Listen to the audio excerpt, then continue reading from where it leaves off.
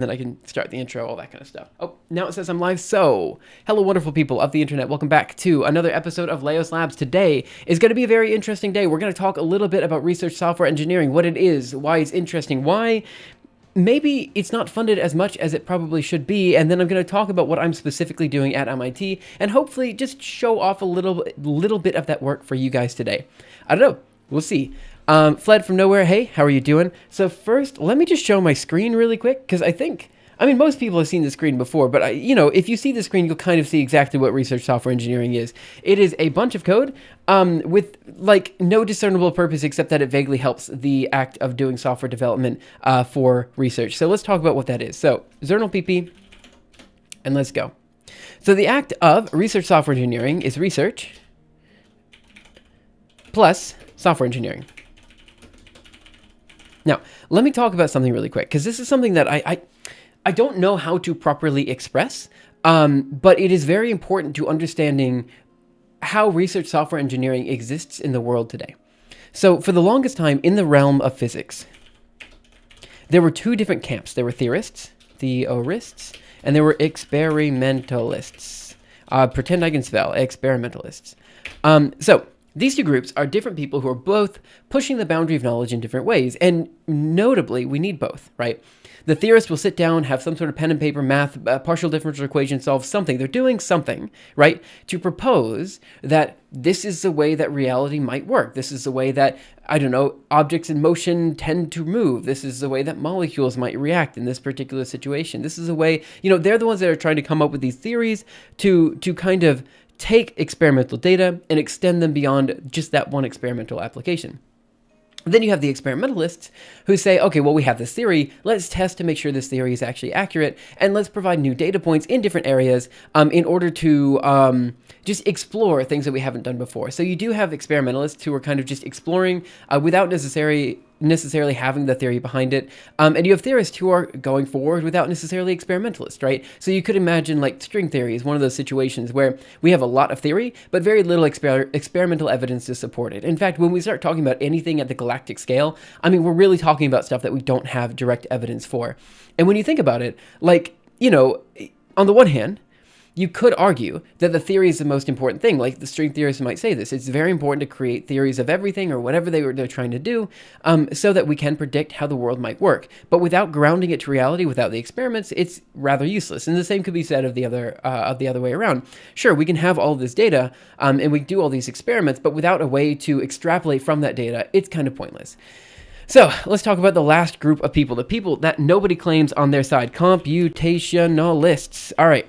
Now, here's the thing. I have long said that a computationalist is more or less a third way in order to do research. It's obviously not theory, right? We're not trying to create any type of like mathematical or theoretical proposal to do something, right? Like usually, if you're doing computational work, you have these large models that you're simulating, and the simulation of these models, sure, it's definitely not an experiment, but it's also not intended to create a new model that will change the way, a new paradigm in which we do research, right? By the way, Fled, glad you're doing fine, and Nickshun, hey, how are you doing? But there are some areas where you could say computational work is pushing boundaries, like the Markov chain stuff. I'd accept that there are certain places where computation is replacing theory. But I would argue in most cases, computation is replacing experiments, right? Because the experiment is too costly to do or just impossible, right? Like you can't do a climate experiment. That's just not possible because it's the climate. Like what are you going to do? Like you can't create like a small miniature version of the Earth in a lab. You could, but it's not going to have the same it's not going to do the same stuff as a full large-scale simulation of the world, right? These are two completely different things, right?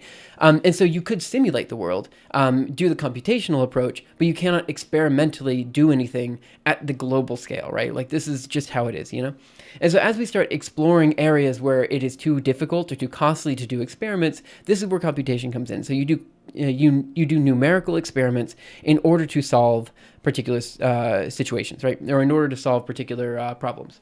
Now, what does this mean?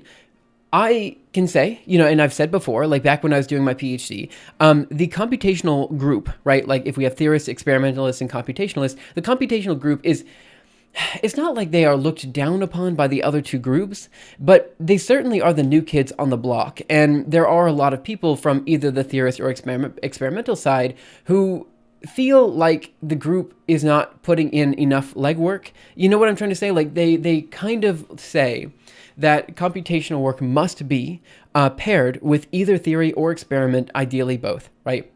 And that's totally fine. I agree with that statement. I think that if it is totally possible, if it is possible for you to blend computation and theory or computation and experiment, that's great.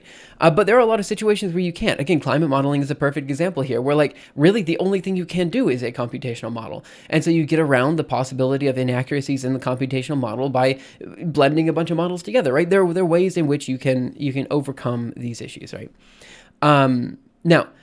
I don't want to go into so many specific details about like what I was experiencing during the PhD and how I felt like computation and computer science as a field were kind of like downplayed. But what I will say is the following. In the past, I don't know, let's say 10, 20 years, even longer, really, most of the largest scientific advances have come from areas where there was a significant computational leap forward, I would say. Like you needed a supercomputer, you needed to do some sort of experiment, you needed some way in order to test the boundaries computationally is what I'm trying to say. What I mean is that computation is the bedrock. Software engineering is the bedrock of most modern research. Even if that research is theory, if that research is experimental, you need some sort of software engineering bedrock in order to do research of any kind, right? I'm going to catch up on both chats here. It's not going to take into account all the real-world variables, would require impossible quantities of computational power. That's true too, but there is no theoretical model that can take into account all the real-world variables. In fact, there's no experiment that can take into account all the real-world variables when it comes to these large-scale simulations. So, I mean, what are you going to do? The best we can do is computation, so that's what we do, you know? A great leap forward. I feel like that is a quote, and I don't know what the quote is from. I said that quote, but now I feel like, for me, great leap forward signifies like, you know, like, small step for mankind, small step for man, great step for mankind, whatever the quote is. Like, that's what comes to my mind, but I might have said something stupid.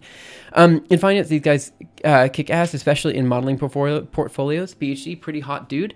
Yeah, I wish.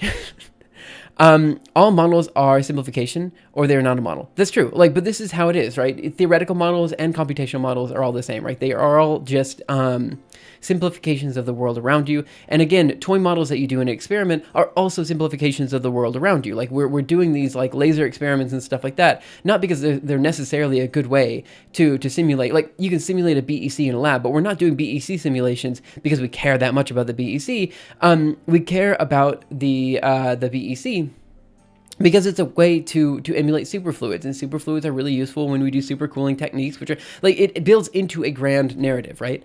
The Great Leap Forward was a 5-year economic and social campaign in China.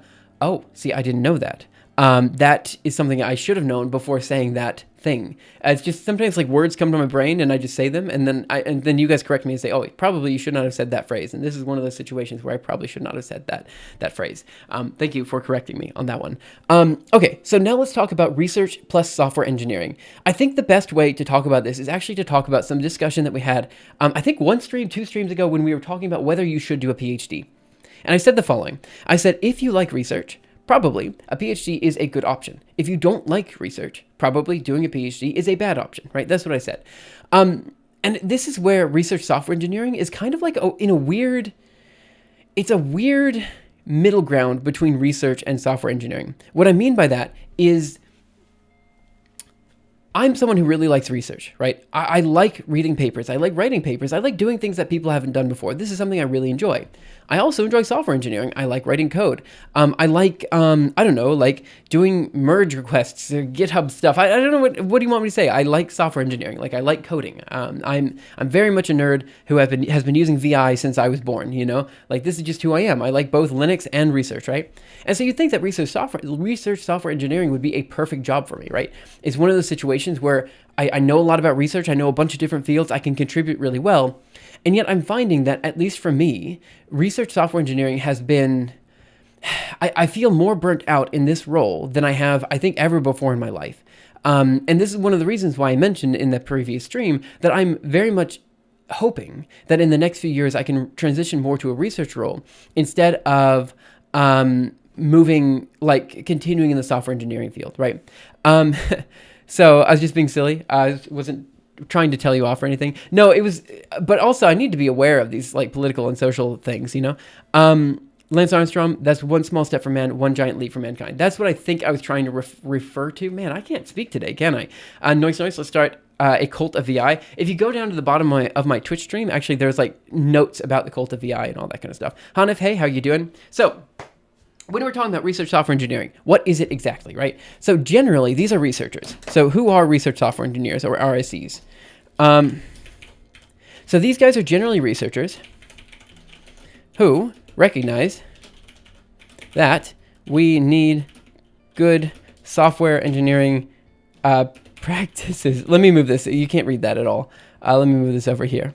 So let's talk about the software that scientists typically write. I'm just going to be honest here in saying that when it comes down to it, researchers are not known for writing particularly good software. That's just how it is. They are not for the most part, it is a struggle to get people in my lab, it was a struggle to get people in my lab to use Git and version control. It was hard. I could not convince them to do it, At the end of the day, they were happy just sending their code along via Dropbox, and it made me incredibly frustrated as someone who felt like I knew better software engineering practices, and I wished that people were using those practices. I was very frustrated at the state of software engineering in my lab. In fact, this is why I think I have a video up on my channel talking about the problem with research software or something like that already, where I already had a rant about this. And I don't want to talk more about that because you could just go and look at that video. Long story short, I feel like as a group, we as researchers need to do a better job of not only providing open code so people can review the code along with the paper, but we also need to do a better job of just software engineering practices that enable us to write better code to begin with, right? Because if software is the bedrock of any good research project, then we have to make sure that we are providing good software so that the foundation is strong. That's what we need, So I could talk about this all day, but essentially most research software engineers are people who were initially researchers. They were doing something, let's say, molecular dynamics modeling, or, finite difference element stuff, or they were doing something, right? And then at some point they realized, hey, I think my particular expertise is better used as a software engineer who helps researchers in some way, as opposed to being a researcher who is at that boundary of human knowledge and pushing it forward, right? Because this allows me to basically solve all of the issues I have with academia and its, combination with software engineering. Like, I can be that guy that helps people use Git. I can be that guy that, updates the high performance computer. I can be that guy that makes sure that the model is accurate and all that kind of stuff. Like, you can fix academia from that level, right?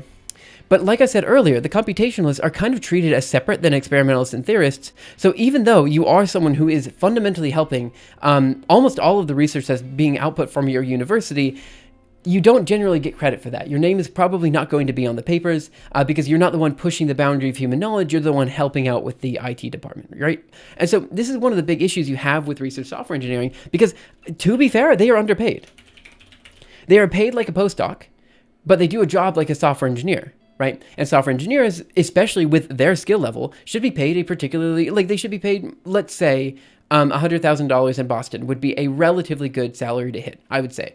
But they're usually not paid that amount. They're usually paid something like $60,000 or maybe $80,000, depending on where you're working. And this is a lot. In Boston, that doesn't get you very far, In other areas, this is a lot of money, but in Boston, nah, And so the problem is because they're somewhere in between, software engineering and research, they get a salary that's somewhere in between research and software engineering. Researchers don't get paid because they're publishing, right? And they're willing to take a pay cut because they're pushing that boundary of human knowledge and they're publishing papers, right? That's very important. Right? Software engineers don't get that, right? And so they've actively hurt their career prospects because they are now taking a step back and doing software engineering. And so they can't continue on the academic track.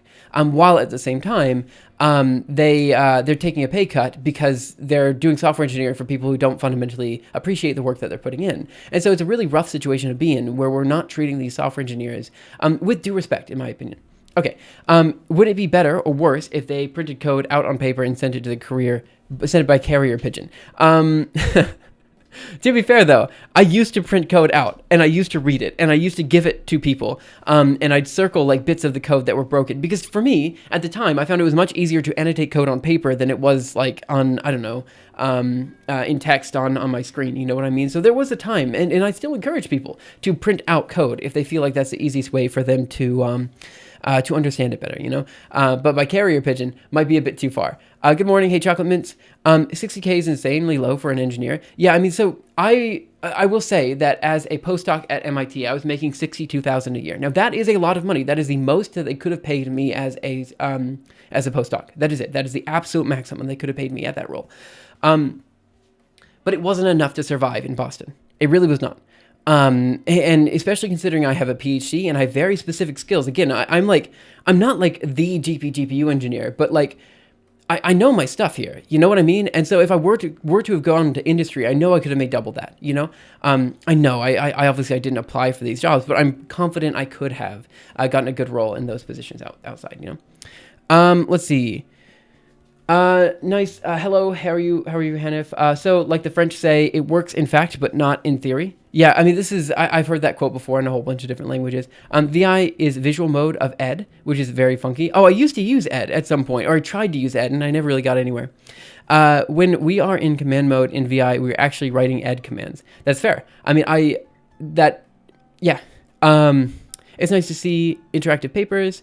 Can you do a session with someone in the community and live mentor him or her to be better at research, including software workflows, focus on GPGPUs? This is an interesting question. I've been trying to think of ways in which I can better interact with the community, and I'm not entirely sure what the best strategy is. You know what I mean? Like, we'll talk about this in a bit about like what the purpose of doing like a live research stream and stuff like that. I think I want to talk a little bit more about research software engineering and then about my specific problem. And then we can talk about like where we want to take these streams and stuff like that. I work in a higher at a university as a DBA. What is a DBA? My favorite was the high performance computer servers. We are also screaming for people to manage it and work with academics. Yeah, so look, there's a core problem here, right? Like, it's so hard to get academics to use code appropriately. Back at OIST, you know, there was a time when I started at OIST, you know, the Okinawa Institute of Science and Technology, where I did my PhD. There was a time when I started at OIST and database admin. I should have known that. When we basically we taught no computer science, right? And then at some point we realized this is a mistake, right? And so we hired someone to teach these kind of micro courses. They were called skill pills at the time, but I think they later changed their name. We hired them to teach these micro courses, to teach people what they need to know so that they could start engaging with, you know, the high performance computer we had and all this kind of stuff, right? And so I was the one that taught most of those courses, right? Not all of them, but I taught a lot of them, right? I taught basics of programming, how to do text editing. I taught Git and version control. I taught like everything, like pretty much every bit of computer science that the new students were taught. I had somehow got my hands in, right? Because there weren't very many people to teach. And I'm not sitting here saying that I was an expert at the time, but even if you're not an expert, you know enough that you can help people, you know, move along, especially if they're motivated to learn, right? And we realized that it is absolutely essential that researchers in today's world know how to interface with a high-performance computer, because most of the research is going to be going through a supercomputer. If you don't know how to use one, then like you've never used a Slurm script or something like this, you're stuck. Like, you need to know how to do this at some point in your research career, right? And so we have to teach them how to do this and how to do that, all this stuff, you know? And I would argue that nowadays GPGPU is one of those like core essential things that every researcher should know, but they don't, because we're still stuck in the Stone Ages for certain things. There's just a lot of things that I wish people would, I don't know, I just wish there were ways in which we could convince academics to, like, I don't know, be on the cutting edge of technology with, I don't know how to put it, but what about design functional software that automatically reverse engineer the equations from the data? I mean, look, there's people who are doing kind of stuff like this. Obviously, there's a big area for like autodiff and all that kind of stuff. And in the Julia Lab in particular, we've got like a lot of people who are trying to like learn from data in such a way that you can, I don't know, use it for some application. But I think what you're trying to propose here is like you have some sort of data, and then from that data you fit some sort of equation so that you can learn like kind of the theory from the experiment, right? And I understand what you're trying to say, but the core problem here is actually the core problem you have with machine learning and all this kind of stuff, right? Like a machine learning model for the Navier-Stokes equation is just a bad idea in principle. And the reason it's a bad idea is because, sure, the machine learning model can learn, it can learn what it looks like to be turbulent. It can learn what it looks like to be laminar, right? And it could kind of guess that, okay, if we put an object here, then we should get laminar flow. And if we get an object here, we should get turbulent flow or something like this. Like it can kind of show you an image that looks more or less correct, right? But we can't guarantee it's correct because it's hallucinating the entire thing. It's making it up, right? And so to go from data to theory is in many ways the wrong idea. What you want is a theory that comes from the bottom up to explain the experiment, right? And by doing that, we know that the theory is consistent and will work in the future, right? But if we go from one experiment and we're trying to model that experiment, and then we go to another experiment and we model that experiment, and we're constantly getting the theory from the experimental side without some bottom-up approach, then we run into a situation where we have kind of different ways to model a system that could be unified in the end. There's like a lot of issues with this where we're kind of like, we're a little bit blind because we're not really thinking at a deeper level, right? And so this is part of the issue with physics and why like a lot of physicists actually are not super keen on using machine learning models to begin with. And I'm also one of those people. I feel like machine learning as a field does not really cater to physicists and their need, right? I've seen many papers, like, even 10 years ago, I started to see papers of people trying to use machine learning and AI in physics and just failing. And physicists just not engaging with it in a way that they do engage in other fields, like biology, for example. They have a lot of machine learning models to do computer vision and stuff like this, but this type of thing just never really took off in physics in the same way. To be fair, it's really hard for non-programmers to understand programming lingo, like Git and databases and Excel. This is also totally true, right? Like, this is why we always taught courses at OIS. Like, we specifically sat everyone down and taught them what they needed to know, because if you don't have someone walking you through it, right, then you're forced to learn it on your own. And if you're forced to learn it on your own, and you've got other research that you want to do, you're always just going to learn enough to do the rest of the research without learning that there are other tools that you could use that could help you in the future when you get to another stage, right? You know what I mean? Like, you need a little bit more than just enough to solve your specific problem. Plus, programming, like, I'm just going to be honest, it's tough. It's about as hard to learn, I would say, as math, right? It's not exactly true, right? Because with programming, like once you learn Python, you're basically set. But with math, you've got to learn like differential equations, you've got to learn linear algebra, you've got to learn like so many different types of math that are quite fundamentally different. But for programming, as long as you know like basically how to code for a CPU, a little bit of parallelism, and ideally some GPGPU or distributed stuff, you're kind of set. Like all the algorithms you could learn are all there. You know what I mean? So it's a little bit different. So yeah, this is all kind of part of the issue, right? So when it comes to research engineering, you're kind of in this weird middle ground where you're not really paid enough to be a full software engineer, but you're not doing interesting enough stuff to be a full researcher. And so you're not getting paid by the publication economy, you're not getting paid by the real economy, and you're stuck in this middle ground. And that's how it is, right? Does it make sense that you can learn what the capabilities are without being able to produce it all yourself? What do you mean by that? In math, everything is different. It's not different. You already know it. It's not more math. Wait, in math, everything is different. If it's not different, you already know it, and that's correct. I understand what you're saying. I misread that. There's only high-level programming, though. That's fine if you only use libraries. Okay, let me explain what I meant. When I said if you learn Python, you're good. What I meant, I was talking about something different than what you're talking about. So you're talking about Python as a way to do different libraries, right? Which is true. I meant Python as once you learn Python, you know CPU programming. And then all you have to do is learn distributed or GPGPU, and you can fundamentally basically write down any algorithm you need. I was talking about it as a way to learn the hardware over learning the software, but you are correct. I would argue that if you only know Python, you really should learn another language like maybe C or Rust or Julia or something else in order to do the back-end code. I 100% agree with that. Math is basically 80% linear algebra disguised as other things. Okay, to be fair, what you see in practice is basically 80% linear algebra disguised as other things. You have some PDs thrown in there. I'm sort of thinking they should just hire a programmer. That's what they do, but the problem is if you just hire a programmer, right? The programmer doesn't have the research background, right? If you're asking a programmer to do a climate model, you're going to run into a lot of problems because they don't know anything about the climate, right? And we've actually seen that back when I worked at Klima, you would see this all the time, a huge like fight between the software engineers and the scientists, because the scientists wanted to simulate cloud motion, right? And the software engineers were like, okay, how do we simulate cloud motion? And then they would say, you need to solve this particular PDE in this way, but they don't know what a PDE is or how to solve it. Well, they do. I mean, specifically at that group, they did. But you could imagine, you're lacking, just because you have the programming know-how, does not mean you have everything that you need to know in order to write a climate simulation, right? And that's the problem, right? Writing a climate simulation, this is just a go-to example, it's hard, right? You need the software engineering, you need distributed knowledge, you need GPGPU, you need CPU knowledge. That's all the stuff you need. Oh, sorry, I hit the microphone. That's all the stuff you need to know on the CPU side or on the programming side.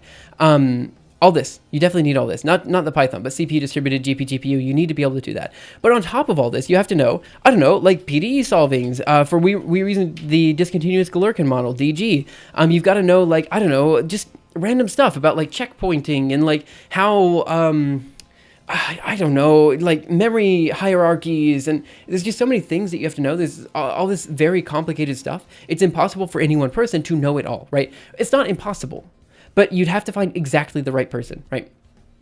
And I would argue that for me, like I can actually get my feet in all of this. I know how to do CPU programming. I've done MPI. I know GPGPU. I know how to solve PDEs. I'm very good with finite element models. Like this is something that like I can do, but keep in mind, I have a PhD and I've been doing GPGPU engineering for 10 years. You can't just expect a random programmer to jump in and be able to solve this stuff without maybe a year of prep time. You know what I mean? This is tough, right? Will languages like Bend help with GPGPU programming? So I have a hot take when it comes to GPGPU, right? I have a hot take when it comes to GPGPU. Here, let me tell you. I don't think we need a new language. I really don't. I think between CUDA and Julia GPU, we have everything that we need in order to write code as efficiently as possible, right? On the GPU, and I think everyone will be happy. I think what we need is better teaching resources, right? Because I think what we do is the following, right? When it comes to GPGPU programming, we teach it after we've already taught CPU programming. We've taught CPU, we've taught, distributed. We teach algorithms and complexity theory. We teach everything, right? Before we teach GPGPU, we teach it as if it's this like very difficult, mythical thing that only a few people can learn and is at the end of the curriculum. You know what I mean? But in actuality, GPGPU is so fundamentally different than everything else that you're going to do, you could probably teach it first.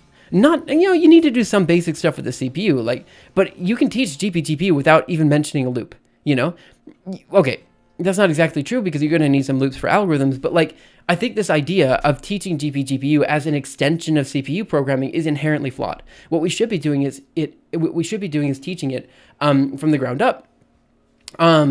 As a parallel system, right? Like we should be saying this function acts on a single thread, and we should be avoiding terms. Like we shouldn't be talking about SIMD and SIMT and all this kind of stuff. Like that's just how it is, We shouldn't be teaching it as it is something different. We should be teaching it as the core hardware that you are using to do calculations on, right? Like if we stop kind of putting it in its own category and trying to relate it back to CPU programming, it becomes much more understandable, right? All you're doing is tracking where the data is flowing and programming what each individual thread is doing. Like if you get that, you get most of GPGPU programming. Sure, okay, there's some memory things that we need to talk about, like shared memory between threads and what global memory is, and we might want to talk a little bit about warp divergence and stuff like this. There's some stuff, right? But ultimately, this stuff it's not so hard to grasp once you've gotten the basics down, right? And the basics are, this is not CPU programming, right? And so my hot take is that fundamentally, new languages are not what we need. We need better teaching resources, and we need to teach the GPGPU stuff at a much sooner point in the educational career, right?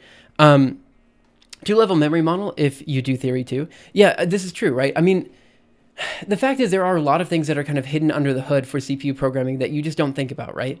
And you do have to think about some of that with GPU programming. I'm not going to sit here and pretend you don't.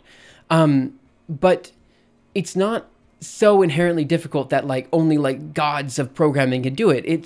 It's entirely possible for someone who does not know how to write a for loop going into GPGPU code to also learn GPGPU code and do it effectively, right? This is not... It's so fundamentally different. We don't need to hold it off. We can teach it at the same time we're teaching, let's say, complexity theory or something. Speaking of which, complexity theory doesn't even work in parallel, really. There's a lot of situations where you want to take something with a higher complexity because it is actually faster on parallel hardware, right? And so it is also kind of a little bit like of a misnomer. It's something that you don't necessarily need to think about when you're doing GPGPU stuff. Like, I don't know, or you should think about, but you should think about it with like qualifications. You know what I mean? But lots of stuff to talk about here. I have plenty of hot takes, and we should talk about that later. Like a C++ programmer said, you need to be this tall to do multi-threading. I doubt that massively parallel programming is as easy as single-threaded. I disagree with that take. I really do think that massively parallel programming, specifically when we're talking about GPUs, in this day and age, is just as easy as single-threaded code. Okay. Off by a factor of 1. It's essentially just as easy, right? I mean, all you're doing is this. You're saying, look, instead of writing, here, let me just show you then. Instead of doing this, right? Here it is. Let me make a big old terminal so everyone can read. 1 second. All right, we got ourselves a big old terminal. All right, moves down here. Julia. No, you can't get colors. 4. Let's say A is equal to zeros of 10, right? And we're going to say 4 I is equal to 1 to length of A. I don't know. A equals 1 n, right? All right, so now if we look at A, obviously, oops, oops, oops. Let me do that one more time. A of I is equal to 1. And now we look at A, and they're all 1s. Okay, messed up there. Now, all we're saying for GPU programming is the following. At kernel, let's say F of A. At index, let's say IDX is equal to at index. There's a little bit here. Right, I will admit. And then we do A of IDX is equal to 1, and there. And we just do F of, well, let's redefine A.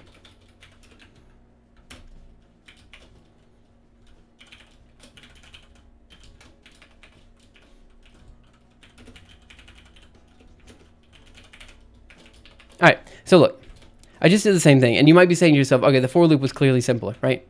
This is very clearly simpler in a way, right? This is 4 I is equal to length A, whereas the other one I said at kernel function here. Okay, like you might be saying, okay, this is very, very clearly simpler, right? But I would say the following, right? Once you start asking, how do you do this in parallel, it becomes quite a lot more difficult, right? Because now we have to do threads dot at threads. 4 I is equal to 1. Oh my goodness. 1 to length of A. A of I is equal to 1, and here. Right, okay. So what most people try to do when they talk about CPU programming and GPU programming is they do this. We have a for loop. In order to parallelize that for loop, what we're going to do is just add threads.addThreads in front of that bad boy, and let basically the programming language figure out how you want to parallelize this guy, right?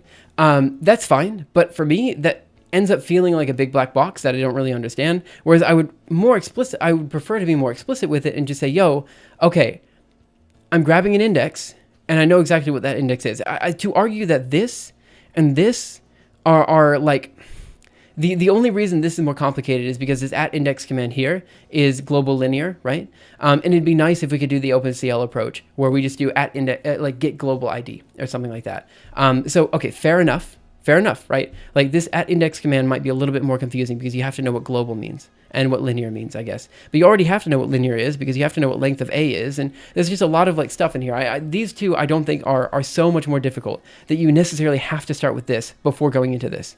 I think that's my hot take. I think this is simple enough that we can start with that and we don't have to relate it back to CPU programming. So we don't need to have as many prerequisites when we're teaching it. That's what I'm trying to say. Two level, let's see. The big problem is when A is bigger than RAM. Very annoying to design algorithms with eye on mind. That's true, but that is exclusively that is something that you deal with. How do I put this? That is something that you really only deal with when you get to scale problems, right? And if you start to deal with this scale problem, right, then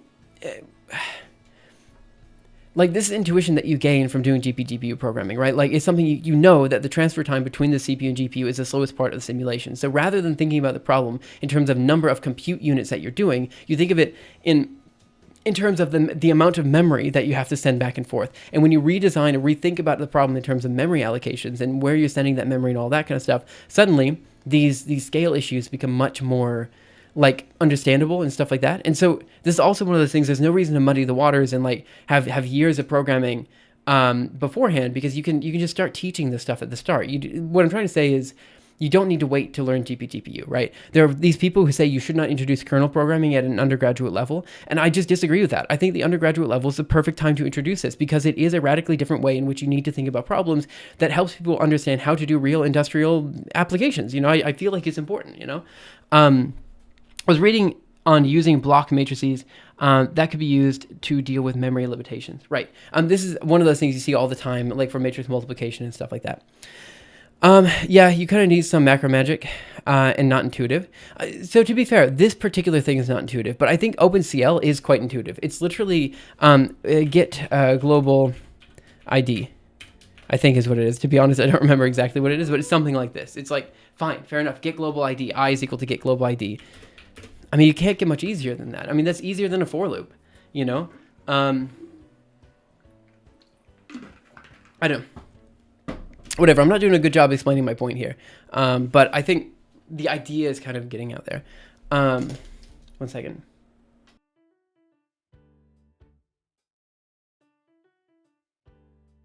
I disagree. I would have liked much more a course on compilers earlier than on parallel computing. I've done both. Explain. What do you mean? Worker threads, in my opinion, are easier to do because of isometry. You only need to write single-threaded code and parallelize it, unlike GPU where some functionality is missing. Wait, I need you guys to explain your points. Both those points I think were a little bit... I don't fully understand what you guys are trying to explain with those points. So on the one hand, with redundant... I see your name all the time, but I don't think I've ever actually pronounced it. Redondendro, hey. What would I guess you're arguing that in your day-to-day life, you have more needed a course on compiler technology than on parallel computing. Like it just hasn't come up as much in your daily life. At least that's what I do with my Rust code. Write one thread, use power4, and then boom, parallel. No memory races at all. Yeah, so the core problem with that is that it's hiding a lot of stuff that you actually need to know, right? Like for GPU programming, by doing it this way, right? By doing this, threads.addThreads, 4 i's, 1 to length a, right? Fine, that's fine. You can, for a lot of applications, this is okay. But it's missing a lot of core things that you need to know for GPU programming. And this is one issue I have with the Rust GPU ecosystem. I genuinely feel like Rust is okay as a programming language, but it's lacking good GPGPU support. It just does not have it to the scale that other languages have. And that's fine if the people who are using Rust don't need the GPU, but I feel like they do. I feel like most programmers don't know how useful having a GPU is. Anyway, and I think that's precisely because this is what people do to parallelize, right? When you start looking at each index and asking what it can do, you are able to do a lot more, like, for example, shared memory resources and stuff like this. And again, by shared memory, I mean shared between threads. People also use shared memory as a unified memory thing that they use in Mac. That's not what I mean. I mean specifically, having faster, basically L1 and L2 cache type of shenanigans and stuff like this. But what we found when we tried this before, we did actually have a way to parallelize for loops in this way. We found that pretty much everybody who was a GPU programmer, they just could not get the performance they needed because they're lacking a lot of abstractions that are just hard to get at with this type of approach. Like you can, but you end up rewriting everything. It's always much easier to write a kernel when you start doing like kind of mid-level software for the GPU. And higher level software, or much more difficult level software, lower level, I don't know, is almost impossible with this abstraction. And so there's no reason not to teach the kernel at start, because the kernel is just an easier way to talk about parallelism. Even when we're talking about CPU parallelism, it is an easier way to discuss parallelism, because you're literally just saying this thread does this one thing, instead of like thinking about it as an iterative problem first, right? Because it's inherently, a parallel problem is inherently not an iterative problem. So when you are rephrasing the parallel problem as an iterative problem, as you're doing in the case of a for loop, you're fundamentally asking or thinking about the problem in an incorrect way. Sure, it's okay that you can parallelize it with threads.addThreads, that's okay, but it's not the way in which you should be fundamentally thinking about this, because they are not happening step by step. They're happening like all in parallel, thread by thread. You know what I mean? So it's kind of like, I don't know. Oh my goodness, a running sub. You just gave one of the most difficult ones. Of course, this is the worst one. Oh my goodness. You literally gave the go-to example of why you do not want to do it in an iterative way, and why threads.addThreads is fundamentally broken as a strategy. That is crazy that you brought that up. Okay, I want to talk about that. Because there are a lot of difficult problems in compiler design that are more computer science than simple computation that shape how you think about programs. Not saying parallel networking is not a useful skill. So yeah, let's talk about this then. I agree with you. 100% agree with you. One of the core things that like the Julia compiler is so incredibly complex. It's the most complex compilation process I've ever seen. And, you know, whether you like it or not, pretty much every Julia user trades out the complexity of their code with the complexity of the compiler design. They need to actively grapple with how Julia is compiling its code. And this is quite different than what you have to do in C or Python or any other language. Generally, the compiler is kind of shoved away as something you don't think about. But with Julia, you think about it all the time, right? Is this a better programming experience? Maybe not. But it is fundamentally different than what a lot of other languages do. And let's talk about parallel programming and the MapReduce. So let's actually talk about that right now. So let's do 4. Let's say we want to do a sum. So we're going to say sum, we'll just call it total is going to be equal to 0. And then we're going to say for I is equal to 1 to length of A. And we're going to do total plus equals A of I, n. And then we do total. And we should see that we have 10, right? So that is a summation, right?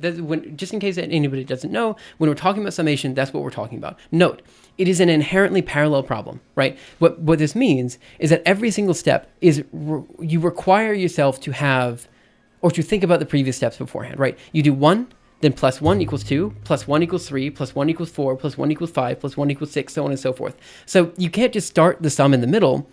Or you could do a sum of like half the array and then the other half the array or something like that if you want to do it that way. But you need some way to not only sum those bits of the arrays, but also the arrays together at the end. So it's a very complex problem to do in parallel, right? Because you can't just take each individual thread and say, okay, one thread does this sum, one thread does that sum, one thread does that sum, one thread does that sum. Because at the end of the day, what are you summing? You just have a single element. You know what I'm trying to say? So what you end up doing instead, the simplest way to do it instead, is to rephrase the summation as a bunch of vector additions, because vector addition can be done in a parallel way. So what you do instead is you say A of 1 to half, let's say 5,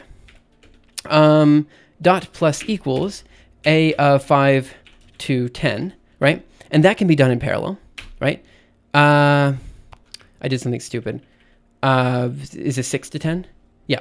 And then you split that up again. So now you're going to say A of 1 to 2 dot plus equals A of 1 to, let's say, 2 again. Let's say to 3 to 4, right?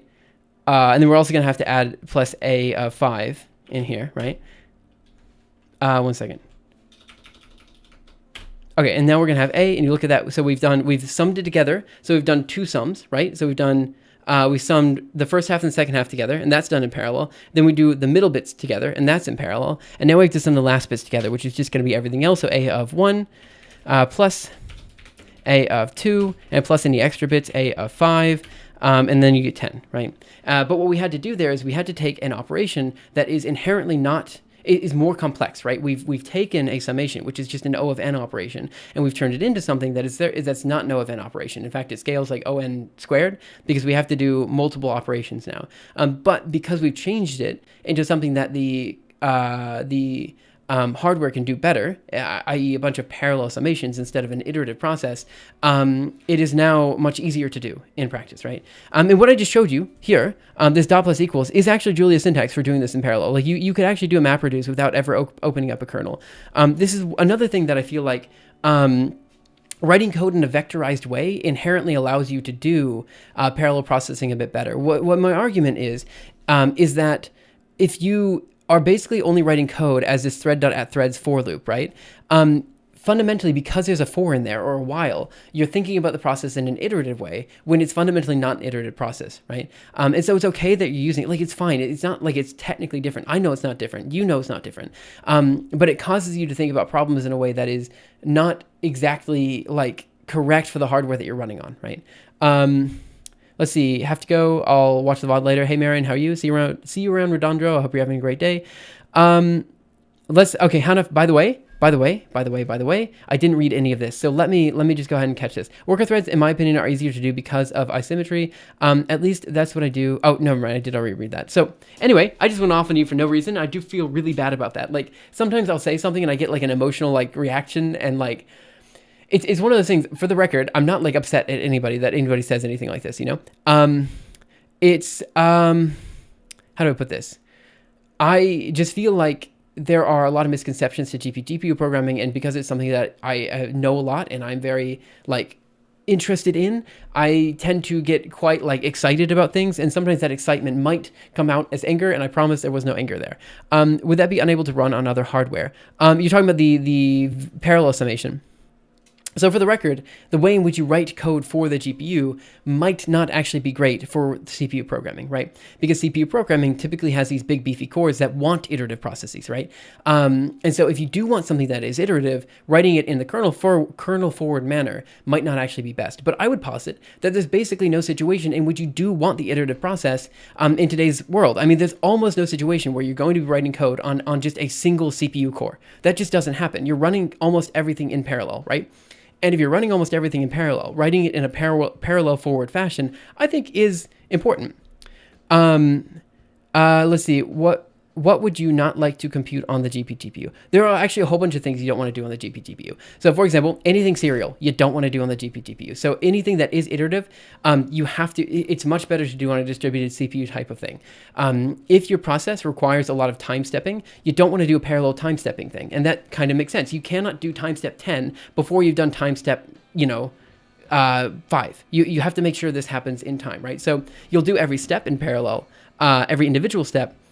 You can solve that on the GPU, but the actual summation or the progression in time is done off the GPU, right?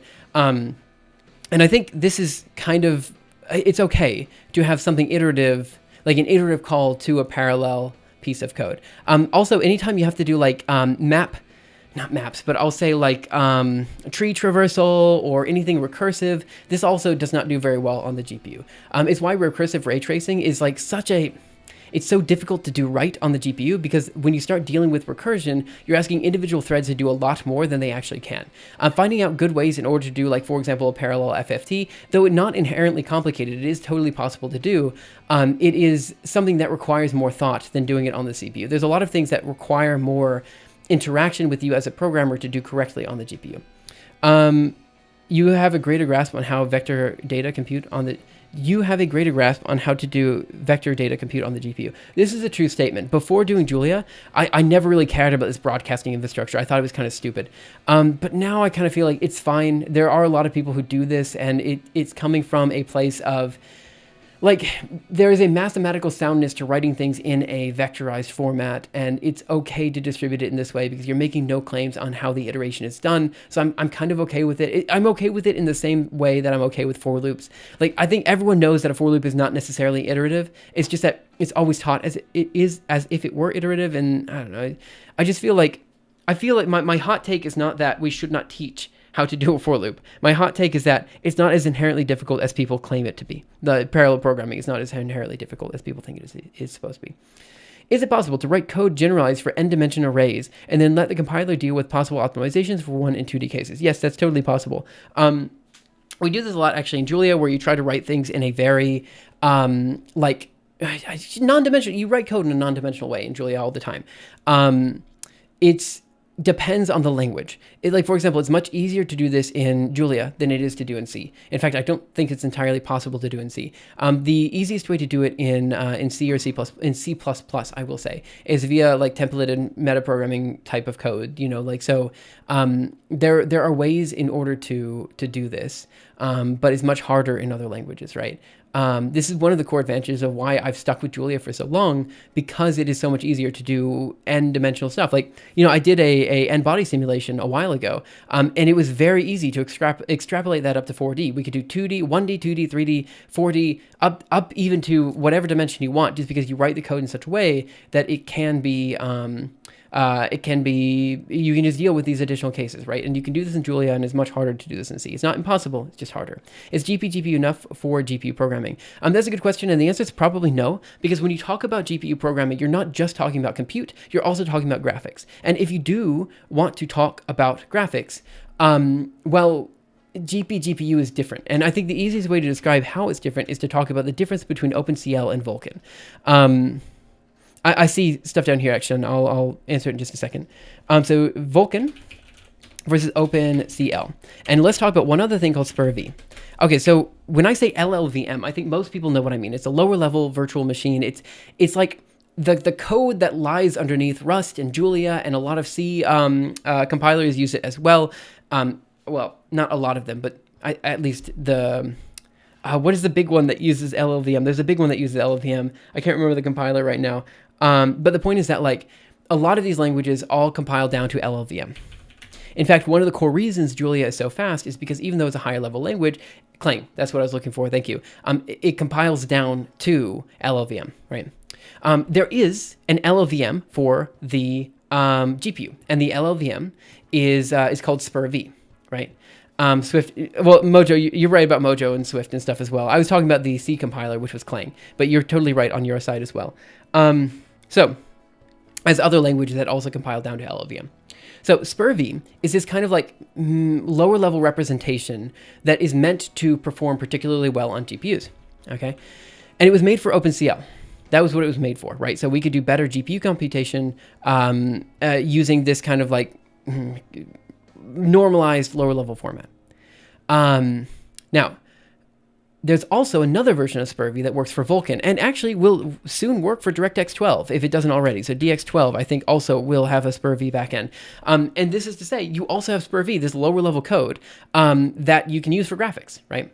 But the reason I'm bringing this up as an example of why GPGPU is not enough for GPU programming is because even though SPIR-V is kind of the same between OpenCL and Vulkan and DirectX, the OpenCL version of SPIR-V is actually radically different than the Vulkan version of SPIR-V. And there's a lot of reasons for this. Like, one big difference is the way in which OpenCL deals with function pointers. OpenCL's version of dealing with these function pointers is radically different than Vulkan, which does not have them, right? And so there's some limitations that are on the language side that don't exist on the SPIR-V side. You could argue that OpenCL is in a way a little bit more flexible. The OpenCL variant of SPIR-V is a little bit more flexible, but the Vulkan one is the one you need for graphics, right? And there's some stuff that you can't do, like some hardware you can't easily access on OpenCL. Like, for example, if we want to talk about the rasterization engine, this stuff does not exist on the OpenCL side. So if you want to do full everything on the GPU, there are some things that are just fundamentally easier to do with Vulkan or OpenGL than they are with OpenCL, right?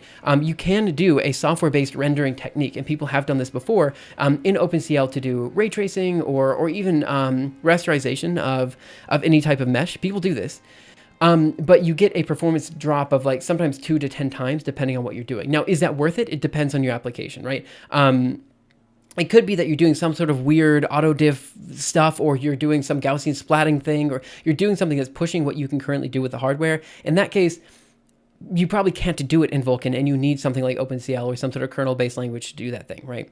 So it really depends on what you want to do. But if you're asking, is GPGPU enough? Like, will that teach you everything you need to know about GPUs? There's a lot of nuance to that point, right?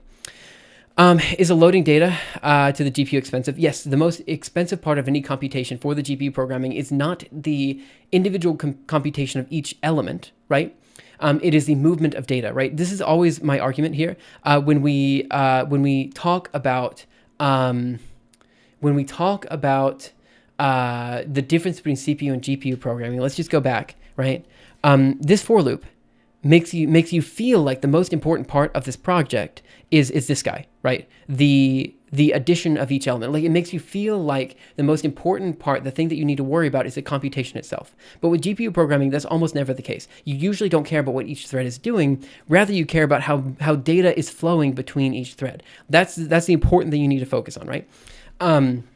When I'm talking about data flow, I'm not just talking about CPU, GPU. I'm also talking about like memory allocation in the GPU itself. You've got a global memory, which is like that all data can go to on the GPU. Then you've got shared memory, which can only be accessed via certain threads on a block. Then you've got thread level memory. And the flow of data from global memory to thread level memory, or global memory from shared memory, is also something you need to think about, right? And so in general, when you're thinking about GPU programming, you have to just completely disconnect your mind from, oh, this thread is doing this one unit of computation, and think about instead, okay, this thread is acting on this one piece of data, which I got from here, right? And that's why I feel like you really should not be teaching it after people have already been like entrenched in CPU programming, because there's so many things that like all the intuition that you've gained from CPU programming after years of doing it just kind of gets thrown out the window. You can't really use complexity in the same way. There's a lot of situations where you're going to want to do a more complex operation because it works better in parallel.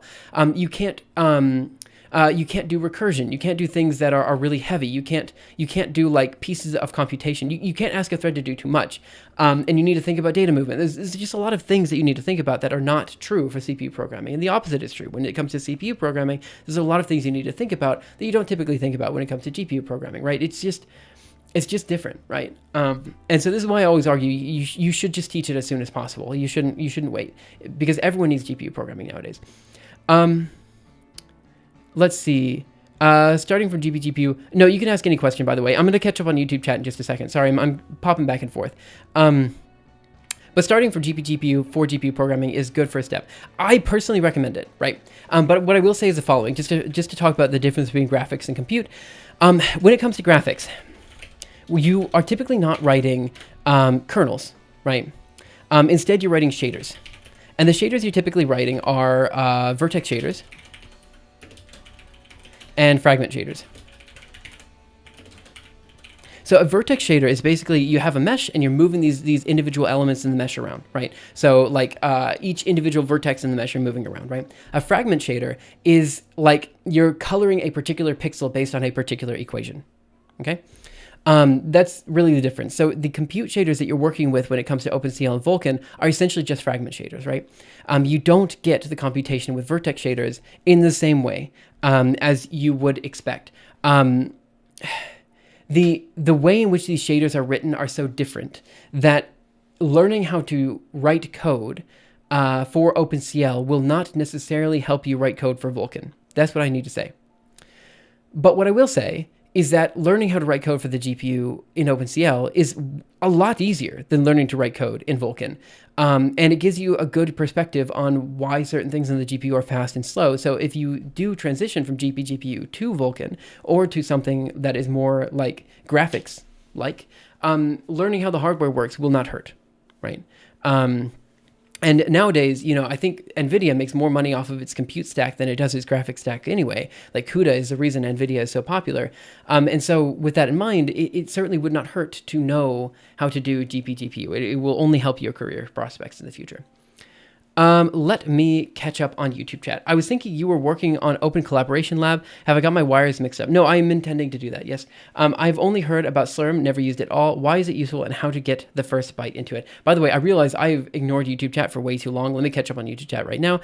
I was thinking you were working on an Open Collaboration Lab. Yes, so I'm doing my best in the next few months to start creating what is an open lab concept. I would like to do research live on stream. We can talk about what that means in a second, but I want to get more people doing research in any way they can. So I'm trying to break down those barriers so that people who maybe don't have PhDs but do want to do research can start doing that thing.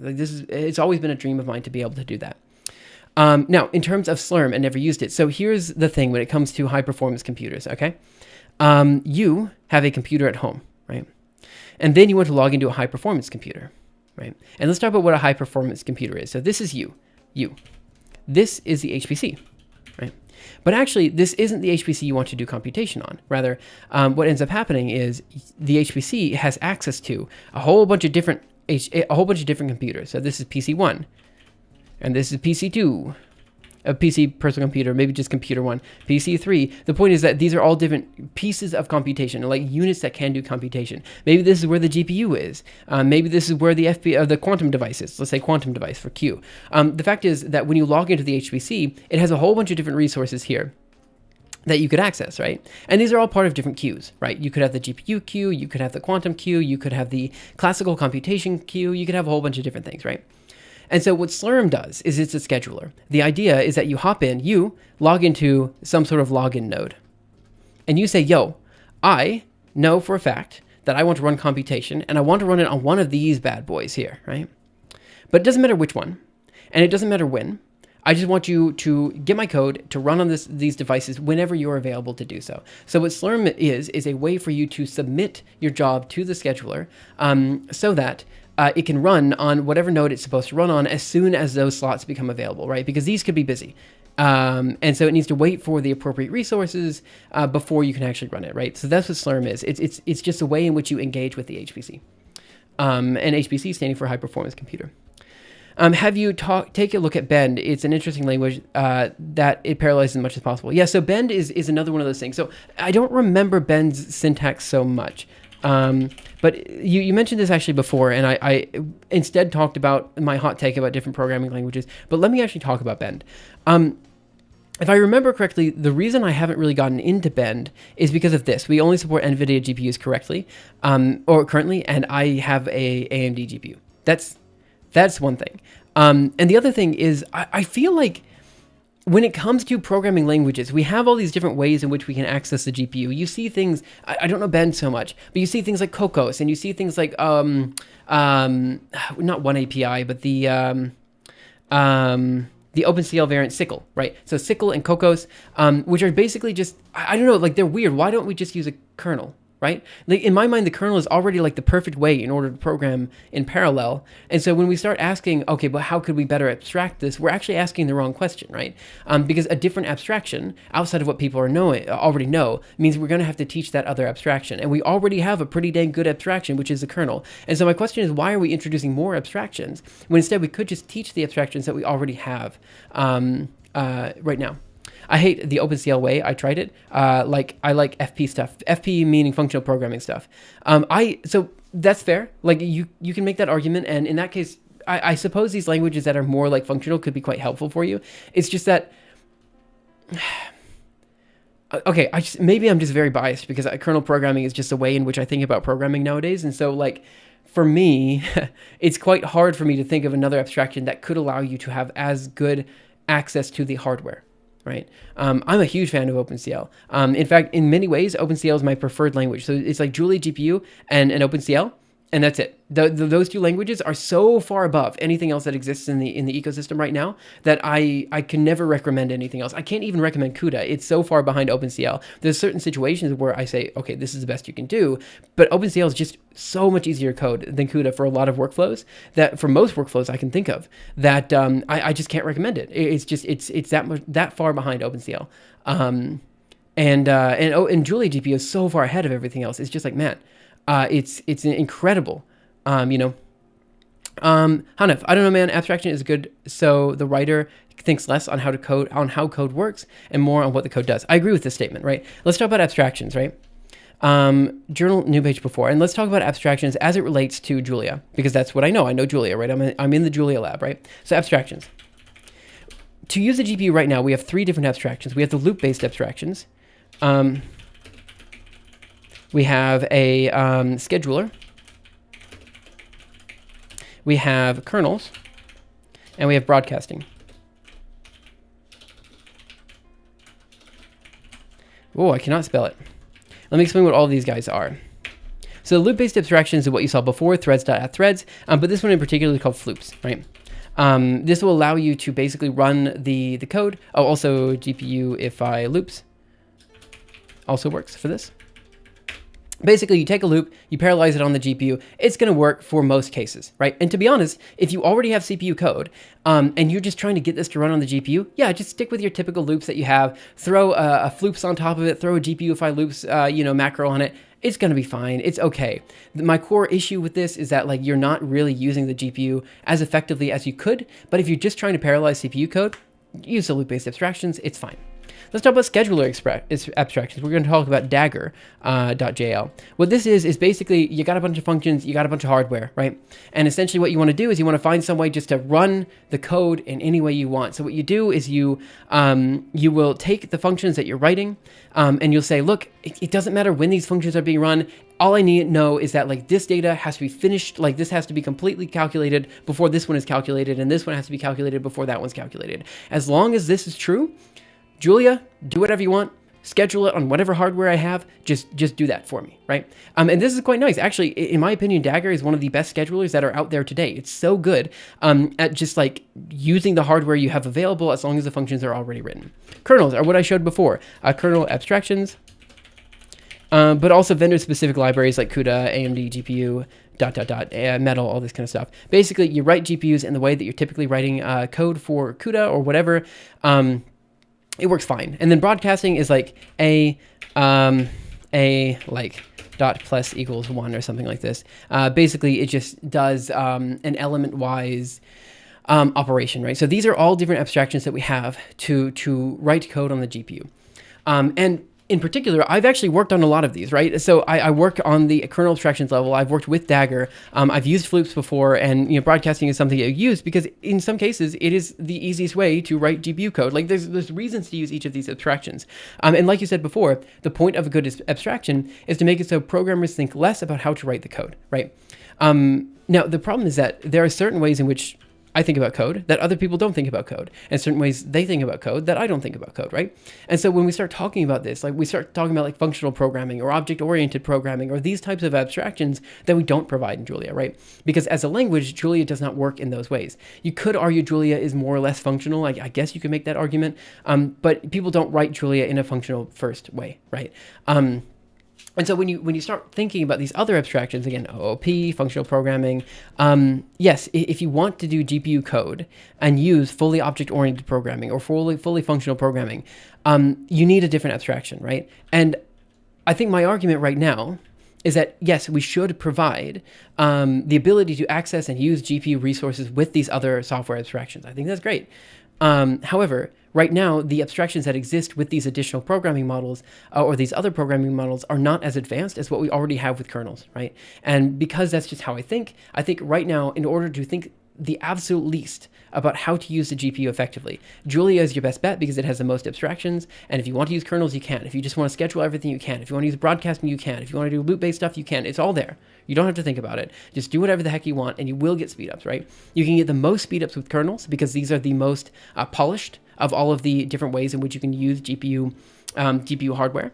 Yeah, somehow, some way, maybe Bend, maybe some other languages will be able to have parity with the kernel abstractions that we already have. But I'm not entirely sure when or how that's going to happen, right? Abstractions are also very dangerous, and it makes you feel more competent than you actually are. This is also my argument when it comes to for loops, when it comes to learning things, right? My argument is that the abstraction should coincide with the hardware that you're trying to do the calculation on, right? So the software abstraction should not hide away the complexity of what you're doing. Like one thing I hate about Julia is this. When you create an array, it's going to be zeros of 10, right? To cast this onto the GPU, you'll then say B is equal to, let's say, rock array. It doesn't really matter. Of A, okay?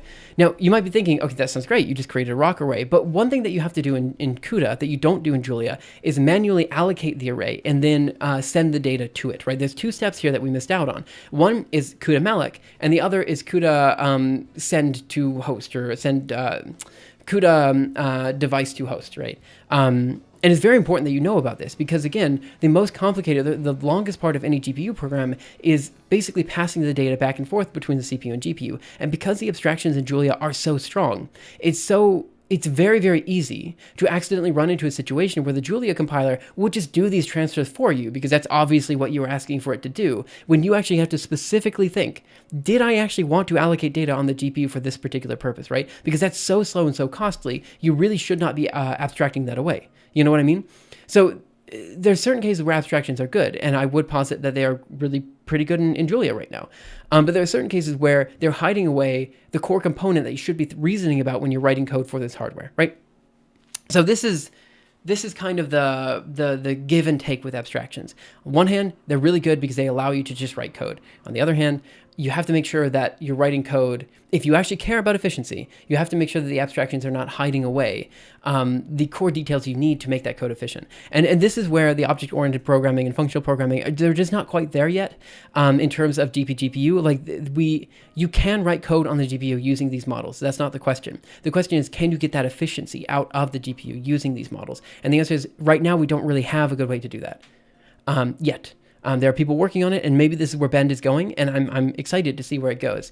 But I think the easiest way, right now, the easiest way to do this would be to create a programming language that actually compiles down to SPIR-V, right? So if you created a language, and maybe this is what Bend is doing. No, I don't think it's what Bend is doing. Otherwise, why would they only support NVIDIA? But if you created a language, so a language that compiles down to SPIR-V, in a similar way as Julia compiles down to LLVM, then in this way, you could, in principle, create a language that can get the most out of your GPU, regardless of the programming language involved. Okay. Anyway, there's a lot of details here that I want to talk about, and I could keep talking about. I actually I wanted to create my own language that did this at some point, and I looked into it, and I figured out exactly how I could do that so that it could also cross-compile to LLVM, so you could run it on the CPU. I had so many ideas. But I'm probably not going to do it because it would take years of time to do, and it's not necessarily worth it to do. Throwaway.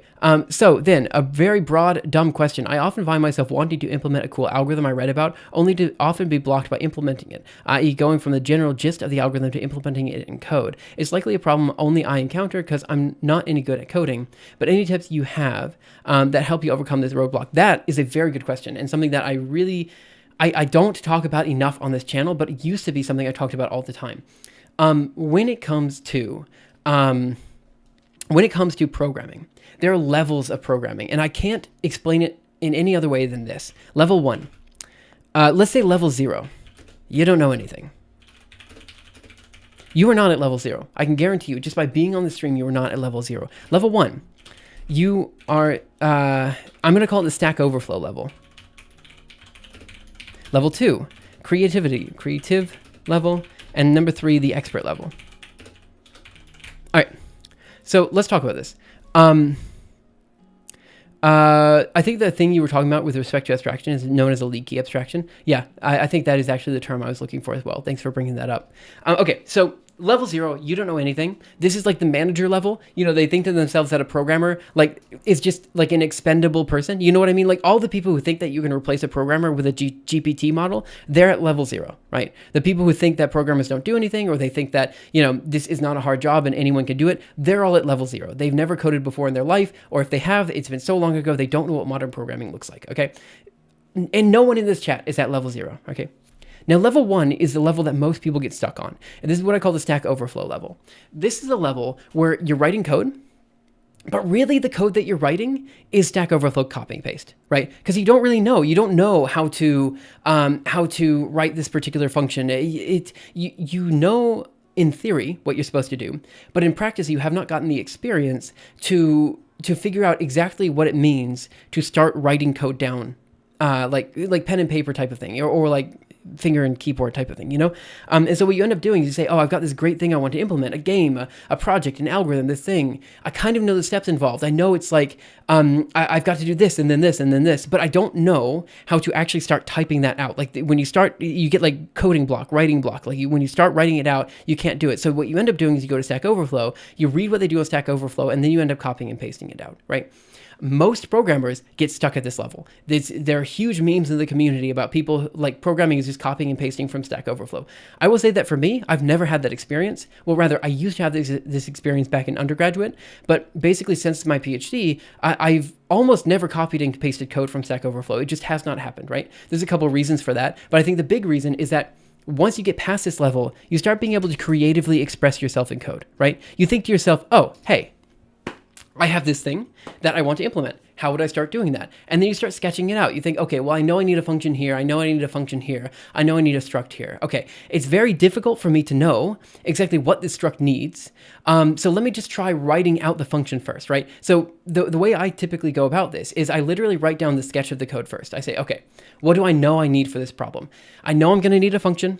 that does this. I know I'm going to need a structure that does this. I know I'm going to need some sort of recursive implementation here. I know I'm going to need a kernel for this. I know this is what I need, right? And so I write down the husk of this. I'll say, okay, function A is this, function B is this. And I don't actually start writing the code. I just put down the sketch, right? And then once the sketch is down, I then look at all the functions and I kind of annotate. I write down in comments, okay, this is what this is supposed to do. This is what this is supposed to do. This is how this is going to go.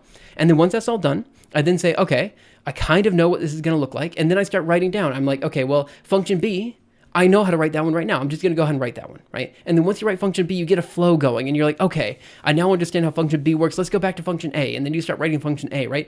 It's just a matter of like finding the path of least resistance in order to writing your code down to begin with, right? And by figuring out what the easiest way is to write your code, you eventually run into the case where you can write your code naturally. It feels like it feels the same as if you were drawing like drawing a piece of art or something like that. You know, like you get comfortable with it and it feels like you're able to creatively express yourself in code, right? And that is very difficult. Going from level 1 to level 2, incredibly difficult, right? In fact, like it feels there's a unique feeling, right? That I think many people here in chat might know what I'm talking about when I say this. When finally you write code down, like you spend an hour or two writing code, and then all of a sudden you're like, hey, I didn't have to look at Stack Overflow for the past couple weeks. I didn't have to ask ChatGPT about this. I was able to just write, you know? And that feeling of just being able to just write code and just know that the code that you're writing is good enough, like that is very special to me. And this is why I always recommend for new programmers, no matter how long it takes, right? No matter how long it takes, resist the urge to go to Stack Overflow. Resist the urge to ask ChatGPT, because the urge will be there. You'll constantly be thinking, oh, I could just grab this from someone. I could learn this from someone. No. Don't do that. You have to sit down and write your own code. And as you start writing your own code, eventually it becomes easier and easier and easier. And then you find yourself never asking ChatGPT. You never ask Stack Overflow because you already know how to write it. And sure, the algorithm that you've implemented might not be the most efficient, but it doesn't have to be the most efficient. It just has to work. And then as you realize that efficiency needs to be there, you can then start asking people like, okay, this algorithm was slow. Right? I wrote a crap sorting algorithm, right? It doesn't work at all. What sorting algorithm should I have used for this, right? And then you start looking, okay, you know, this is where I need to learn this algorithm and that, and this and that, right? And then once you get past the creative level, you then start moving into the expert level, where genuinely speaking, you are the only one that knows how to do this thing, right? There's no one you can ask. There's no documentation. Like, for example, me with kernel abstractions, there's one person I can ask, and generally that person is busy, so it's on me, right? And this happens a lot of times in the Julia ecosystem for me, just because I'm at that level where, like, I'm not saying I'm an expert because I don't want to, like, make that claim, but I'm saying that there are very few people who can help me with some of the problems I'm running into because there's no one else who has done this yet, right? And so people can pause it. They can say, well, maybe do this, but genuinely speaking, there is no help, right? And so, you know, this might be a core limitation with Julia as a programming language, in that there aren't enough people using Julia yet that you won't run into issues with it. You know what I mean? Like, you will sometimes run into things that no one has done before, and you have to just, you know, just work yourself up and be the expert there. You know, you have to put your pants on and say, look, there is no documentation here. There's no one else who can help. I will do this, you know? And so I think those are the different levels. One, you don't know anything, the manager level, where you just don't really know what goes into programming. It's all magic to you. The Stack Overflow level, where it's a black box that you don't fully understand, and so you just kind of copy and paste from other people and you use their magic for you. The creative level, where finally you're able to start your own beginner spells. You're able to, you know, cast incantations, whatever that means. I don't know why I'm going with the magic analogy, but you know what I mean? Like, you're able to just start doing basic level stuff, and then finally expert level, where no one else can help. You're at a point where other people cannot, they can't do anything for you, you know? I suspect a lot of people just start typing code without thinking about the overall plan. Maybe it looked busy for the boss sort of thing.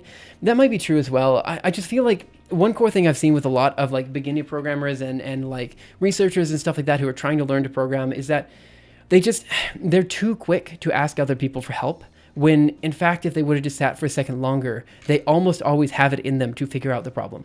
Like, that's almost always the case. It's very rare that I find someone who is fundamentally incapable of solving this problem. It's usually just a matter of them, like, not, like, getting in their head about something and not really thinking about it in the way that they need to, you know?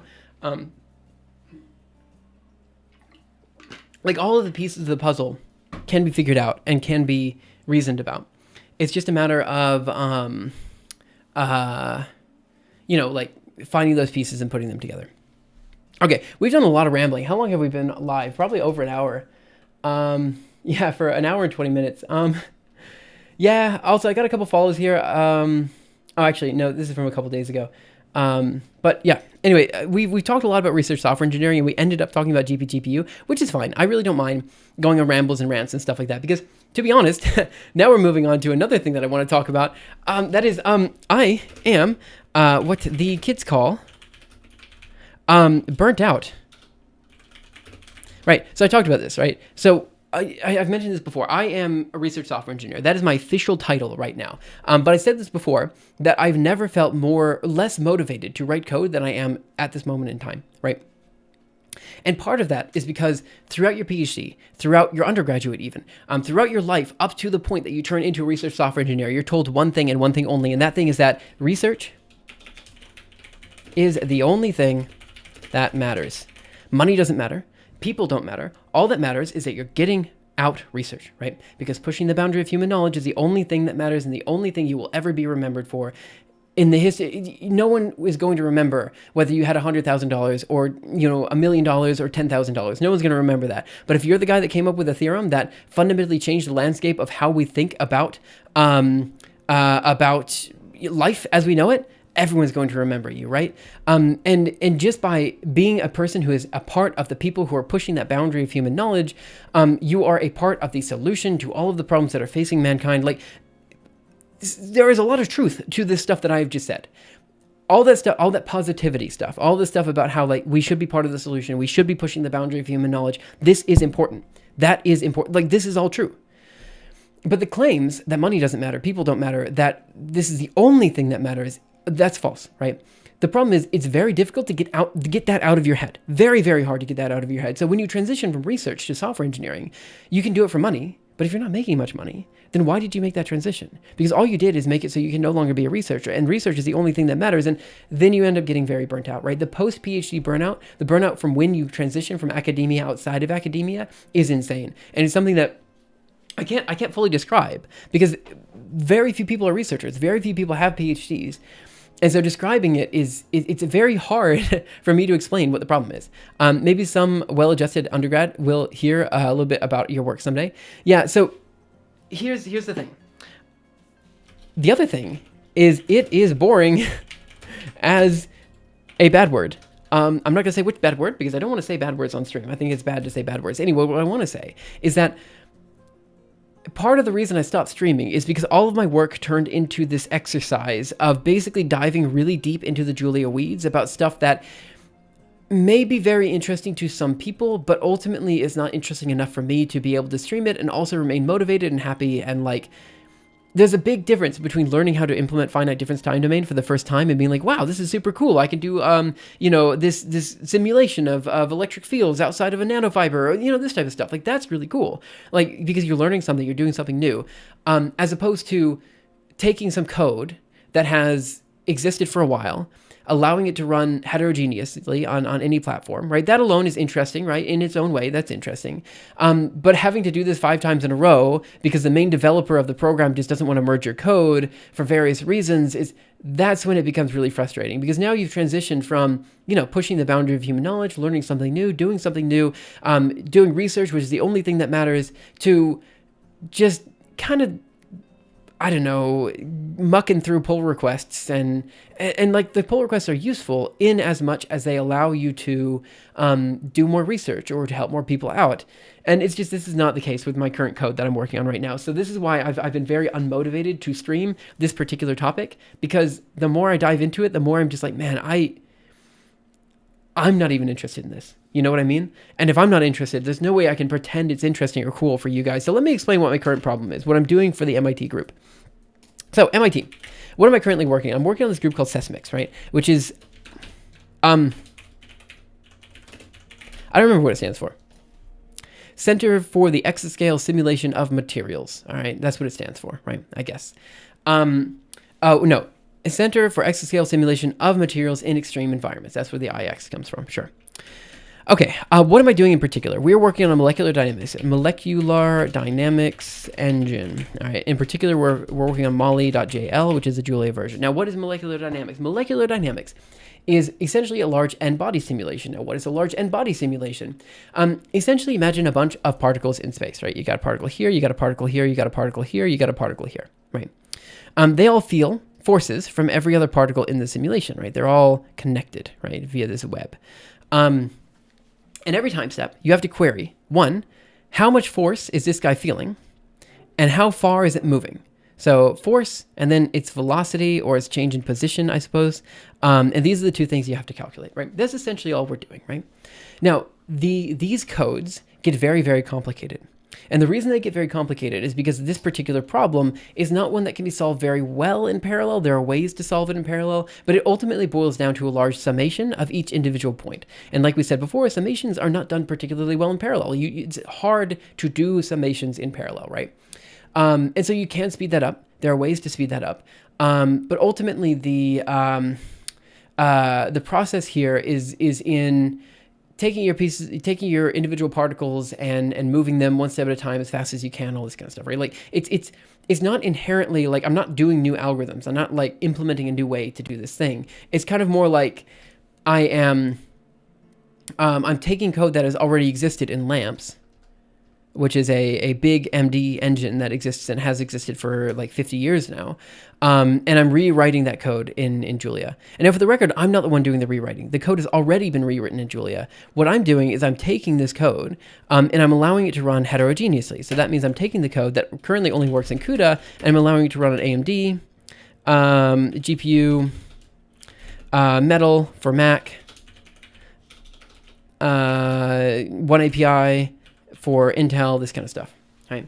Now this is kind of cool, right? So I've been working on the kernel abstractions and stuff like this so that we can allow this to happen. The core reason why I'm quite burnt out and is really boring is that I've actually done this transition, not once, not twice, not 3 times, but 4 times before, and I'm on the 5th revision. And the reason I'm on the 5th revision, and I've had to do this 5 times, is because every single time I've finished up the pull request and it's working, the main developer of the code base has decided to change things from under my feet, and I'm not saying it's their fault. It's obviously not their fault. Like the development must move forward, and it's good it's moving forward. It's just that the development pace is so quick that by the time I finish my work, which takes like a month every time, it is impossible to keep up with the pace of development. That's what it is. And so I end up just having to write and rewrite this code. And so this has been the core like issue that I've had. Like the stuff I'm doing is not inherently bad. It's good that I'm doing this type of stuff. It's just that it's been very unmotivating because I've had to keep rewriting it again and again. And not only have I had to keep rewriting it again and again, I'm working with researchers. And remember, researchers don't care about software engineering. And so none of the researchers I'm working with are even using my code to begin with. They don't care about Molly. They genuinely don't. They do not care about this software package because they are all still just using LAMPS because LAMPS will get them their answer faster than anything we could hope to do because this thing has been developed as fast as possible for the past 50 years or something like this, right? It is the fastest way to do MD. So why then would you use Molly? The answer is because Molly allows you to do auto differentiation throughout the entire stack, which is really cool. It's something you can't do with LAMPS. But people don't even know why you'd want to do AD, so people are not going to do it. And so this is kind of the problem. The researchers don't even need the code that I'm writing. And it's also like, I don't know, why am I doing it type of thing. And so this is why I haven't been streaming it. I haven't been showing this off because on the one hand, it's really cool that I'm doing research for MIT. And this research is, it's interesting. I'm doing like these abstractions. I feel like I'm genuinely helping the Julia Lab in many different ways. And the stuff that I'm doing that is quite helpful. But this particular project is helping no one, and it is for no reason, Like, if there was at least one researcher who was like, oh, I really need this Molly thing now, I'd be like, oh, let's do it. But it's kind of like not the case. And so, I don't know. It's like, it's one of those things where people are not using Julia because the tools don't exist. So someone has to create the tools so people will start using the language, right? That's fair, right? No one's going to be using Julia for MD unless there's a good MD suite to use Julia with. And nowadays, because all the fastest supercomputers are running AMD, it makes sense that this particular code base should run on AMD. It has to run on AMD. And I have an AMD card. I know how to do this. I should be the one to do it. But like, then my job is now no longer like pushing the boundary of human knowledge. Now I'm like a cheerleader for Julia. You know what I mean? Like that's what I'm doing. I'm just doing all this so more people use the language. It's quite different than pushing the boundary of human knowledge and doing something no one's ever done before. Sure, no one has ever done what I'm doing before. I can make that claim. But it's missing some of the core feelings I had of just like, I don't know how to put it. There's a feeling of just pleasure. I don't know what the word is. I feel happiness when I publish a paper, right? It just feels good. It's like, man, I did something that no one's done before. I got through peer review. People are like, people can use this for something, like, I don't know. Like, I know a lot of papers are useless. In fact, my PhD research was about like simulating a BEC around a nanofiber. To be honest, there's like no one who's going to be able to do that. You cannot experimentally do this at all. But there was still a feeling of pride to be had in finishing it up and doing something that people hadn't done before. Here, it's like, I don't get the publication for that feeling of satisfaction afterwards. And no one's using the code, so I don't get that feeling of satisfaction. So this is why I've been very burnt out of the MIT job. Now I want to talk about one other thing really quick, because it came up on the Discord chat, and I'll probably also mention this in Discord. So if you guys don't want to listen, that's fine. My career trajectory, I did undergrad, I did grad school, I did postdoc at MIT, and then I worked for 3 Blue and Brown for a year, and then I did another, and now I'm doing RSE for MIT. Okay. There were people who were asking about what I did during the 3 Blue and Brown job, and I did a bunch of different things. I talked about it before. We did like the podcast, the Summer of Math exposition, just a bunch of little things that he'd been wanting to do for a while, and I helped out with that. The reason I did this is because back then I had this idea of opening up an open research lab, right? And I've talked about that for you guys before, open research lab. Right? I thought to myself, hey, working with Grant, who's one of the best educators on the YouTube platform, he's one of the best educators, I think, that we have seen in the recent era in terms of like engaging people with video content. Before 3 Blue and Brown, it was not clear to me that there were even people online who would be interested in watching long form math content, right? You know what I mean? Like, I just didn't think that existed. I think most people who are here on this channel know about Grant, right? And about 3 Blue and Brown, right? And I'd worked with Grant in the past, but it kind of struck me as odd when I mentioned that I worked for 3 Blue and Brown for a year, and like no one in chat knew I worked for 3 Blue and Brown. And even some of the like long-term subscribers who I know personally, and I feel like I know at like a relatively deep level, because I feel like we're a pretty close-knit community, did not know that I worked for 3 Blue and Brown, or he even shouted me out in one of his videos. And that just goes to show you that year didn't actually help, did it? It didn't bring me any closer to opening up a open research lab. My hope was, in a sense, working for him should allow me to learn a bit more about how to engage people with different audience like criteria. You know what I mean? At least push my YouTube audience or my Twitch channel, push something forward, right? But it ended up not really doing that so much. And now I'm back doing an RSE at MIT, and I feel like I'm kind of in like that weird ground where it's like, what next? And this is why I've been so motivated to stream recently, because it's like, I know there is something here with the idea of doing open research, but I don't know how to do that, right? And part of my core problem is I want to show off the MIT research, but it's so boring that I don't want anyone to see it, And this has been my core limitation up until this point. Research is inherently interesting. I love reading papers. The stuff that I've been doing on stream recently, here, let me just go to my YouTube channel. Let's go here to your channel. Where's my channel? There's my channel. View my channel. And let's go to live. Man, look, these have been great. The Q&A, should you do a PhD, was great. The peer review of the AI generated poetry thing, discussion about like poetry and poetic feat, talking about analog quantum computing. Like, this stuff has been great. I've really, really, really enjoyed it. It's been wonderful. But doing the software engineering part of this MIT job is not something I want to do on stream. And so what I want to say before closing stream today is that the streams are going to be scattered until the start of next year. That's what I want to say. I'm trying to figure out the appropriate way to do streaming for you guys that will make everyone happy. I'm trying to figure out what content I should be showing, and how I should be showing that content in such a way that it is engaging to the most people. And I cannot, no matter what I do, make the MIT job engaging. So it will not show up on YouTube. I might do a couple streams on Twitch. Maybe even Leia streams on Twitch, because I've been doing a couple of those on my other channel. If you're interested in that, just feel free to just let me know, and I'll give you a link on Discord, like a notification on Discord for that. But I'm not I can't find a way to put this on YouTube in a way that I feel confident in putting the material out there. So again, next few weeks until the MIT stuff is done, I'm going to stream as much as I can, and I'm going to work as hard as I can at opening up the Open Research Lab concept, but just keep in mind that the streams are going to be scattered. And so for that reason, like if you do want to watch the stream, it's probably best to watch it on YouTube. I know that right now we have more people watching on Twitch, I think by a significant margin, like 4 times as many people on Twitch as we do on YouTube. And I'm not going to stop streaming on Twitch. It will always be live on Twitch. But just so you know when the streams are coming up, I will at least let you know a couple hours in advance, hopefully 24 hours in advance on YouTube.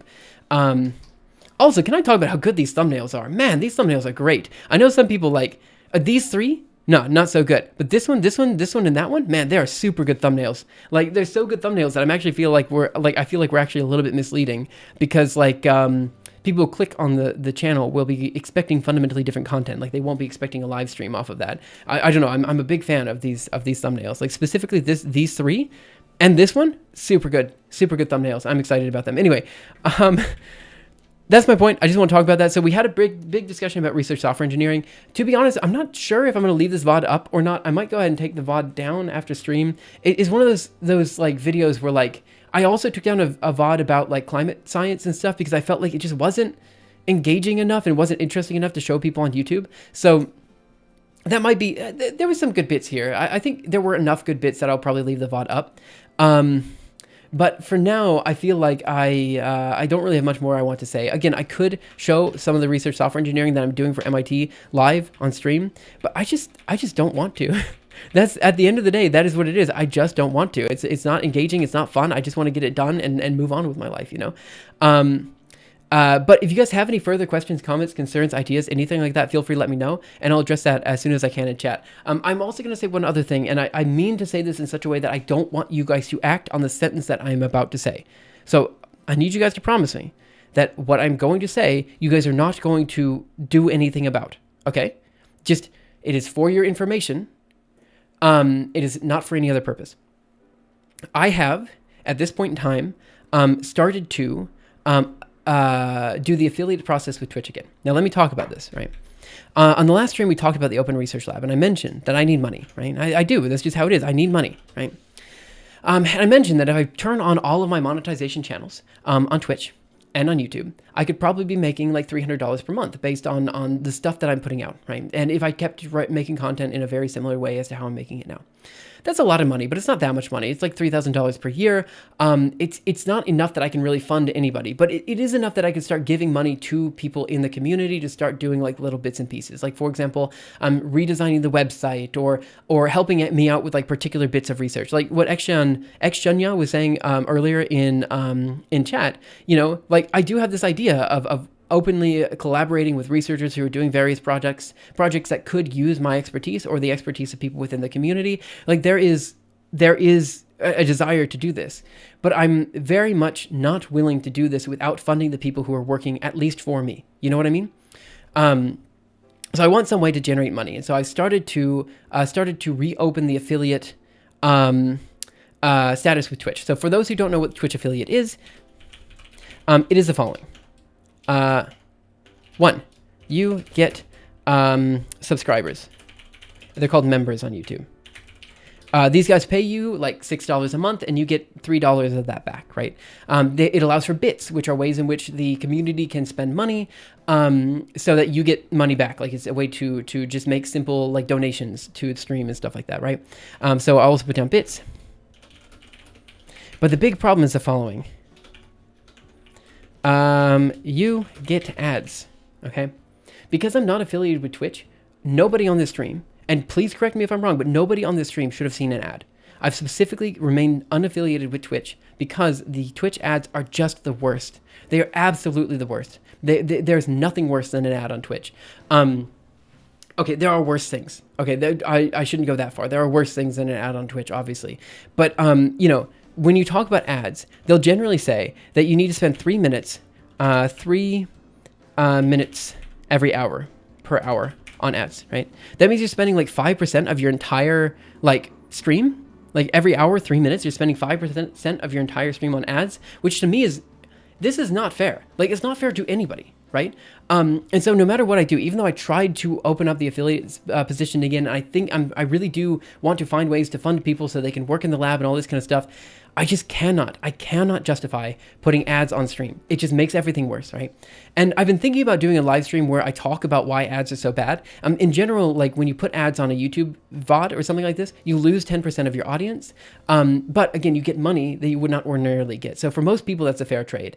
But in the case that I'm like selling a book or like I'm monetizing in other ways, those 10% of viewers are also 10% of people who could be buying your products when you could not ordinarily buy those products. And so this is, I don't know, I can't justify putting ads on my stream. There are no ads on my YouTube VODs. And the ads that I do put on my YouTube videos are the ones that are like non-intrusive, right? Other people make way more money on YouTube because they're way more intrusive with their advertisement. And I can't do that for two reasons. One, I don't want you guys to sit through a bad experience. Two, three reasons actually. Two, if there are ads on Twitch and there are no ads on YouTube, then what am I supposed to do? Am I just supposed to sit here for 3 minutes while the Twitch people are going through an ad and the YouTube people aren't? I don't know. I don't know what to do in that situation.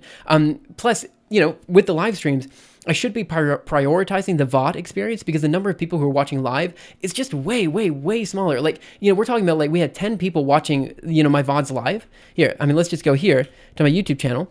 We had 10 people watching this VOD live, 20 people watching this VOD live, right? And we have 1.8 thousand views, right? So that means we're talking about like, 500 times less. Did I do the math right? Anyway, like 100 times less people are watching live than watching the VOD. So the people who are watching the VOD experience are just going to get a bad time because I don't know. Ads just don't make sense for me. They just don't make sense for me.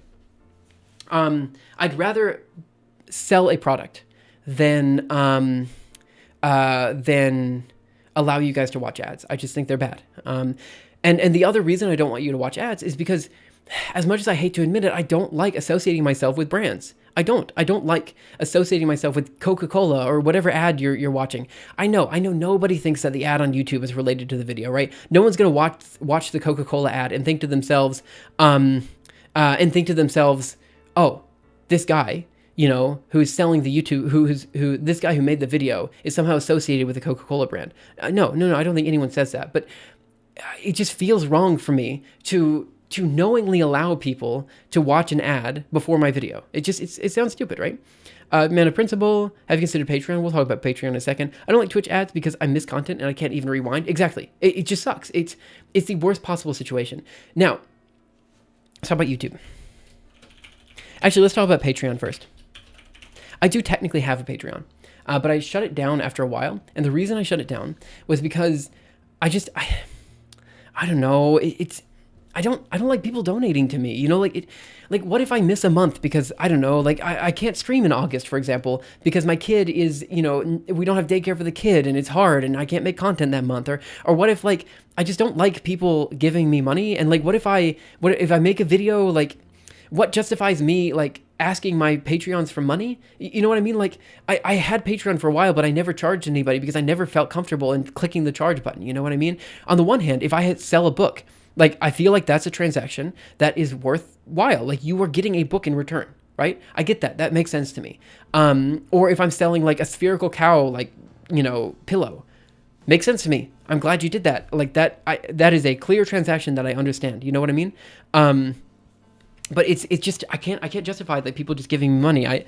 I know I should be able to justify that, but I can't. I wish there were more straightforward funding mechanism that indirectly selling stuff through ads.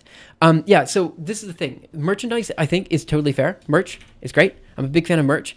And the other thing, which I'm going to regret, and this is why I told you guys not to act on what I'm about to say, YouTube.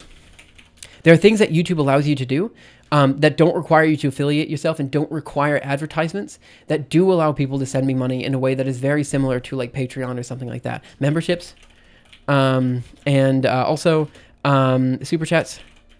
And there's one more thing you can do. It's not super chats, but it's let's see, super stickers and stuff like that, right? Stickers, I guess. These are fine. I think these are totally fine, right? I don't have any problem with these. They don't disrupt the viewing experience for anybody watching, so it's not like an advertisement. I don't mind people like, getting memberships because they get like emotes back, and they get, a sort of shout out when they do a membership because like it appears on the chat and stuff like that. Like for me, like this kind of stuff feels fine to me, right? Like all of that is totally fine. So I have actually enabled people to allow for memberships and super chats and stickers on YouTube, but I have not allowed people to do a similar thing on Twitch. And I can't think of a situation where people will be allowed to do it on Twitch. Just because until they disassociate their affiliate status with ads, it just doesn't feel, I will never feel comfortable allowing my content to have ads. But I will feel comfortable, like if people wanted to do like a membership or something like that on YouTube. That to me feels a little bit fair. I'm just letting people know I did that. But I haven't decided exactly what this is going to look like. And so what I mean to say is that funding of this open research lab is still up in the air, and I have no idea how I'm going to do it. Right now, my current suggestion is to write a couple books, not only just the GPU book that I'm intending to write, but also like fiction books that hopefully will sell well on their own accord because they are good books.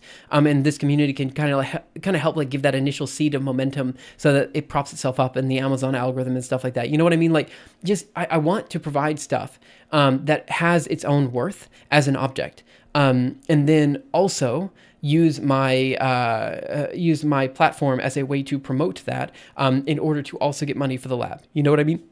That to me feels like the most fair way to make money off of these platforms. Anything else just doesn't feel right. And again, if YouTube comes to me down the line and says, hey, you're making like millions of dollars off of YouTube, which I don't know if that's even possible, but let's say I am, and they're like, we want our cut, and you're not putting ads on your videos, so it's not fair to us. I'll be like, okay, I'll give you 10% of the revenue or something like this, Like, I don't know. I'll figure that out when I get there. I just feel like it's, I don't know. I'm not happy with the current state of like how I can make money off of any platform. Now, there is one thing that I want to say in that YouTube in principle, like people have said that if you don't have monetization enabled on your streams or on your videos, that YouTube will like not show it off to people. Like it will not promote the video as much as it would promote other videos. I don't know if there's necessarily like evidence to support that claim, but it is a little bit, I don't know, it's a bit, we'll think about that as well. But do you have any advice for a PhD student considering quitting with a master's and going into industry, losing love for research? That's a fair question, and that's a good thing to ask. Here, I gotta sneeze real quick. Give me a second. 1 second.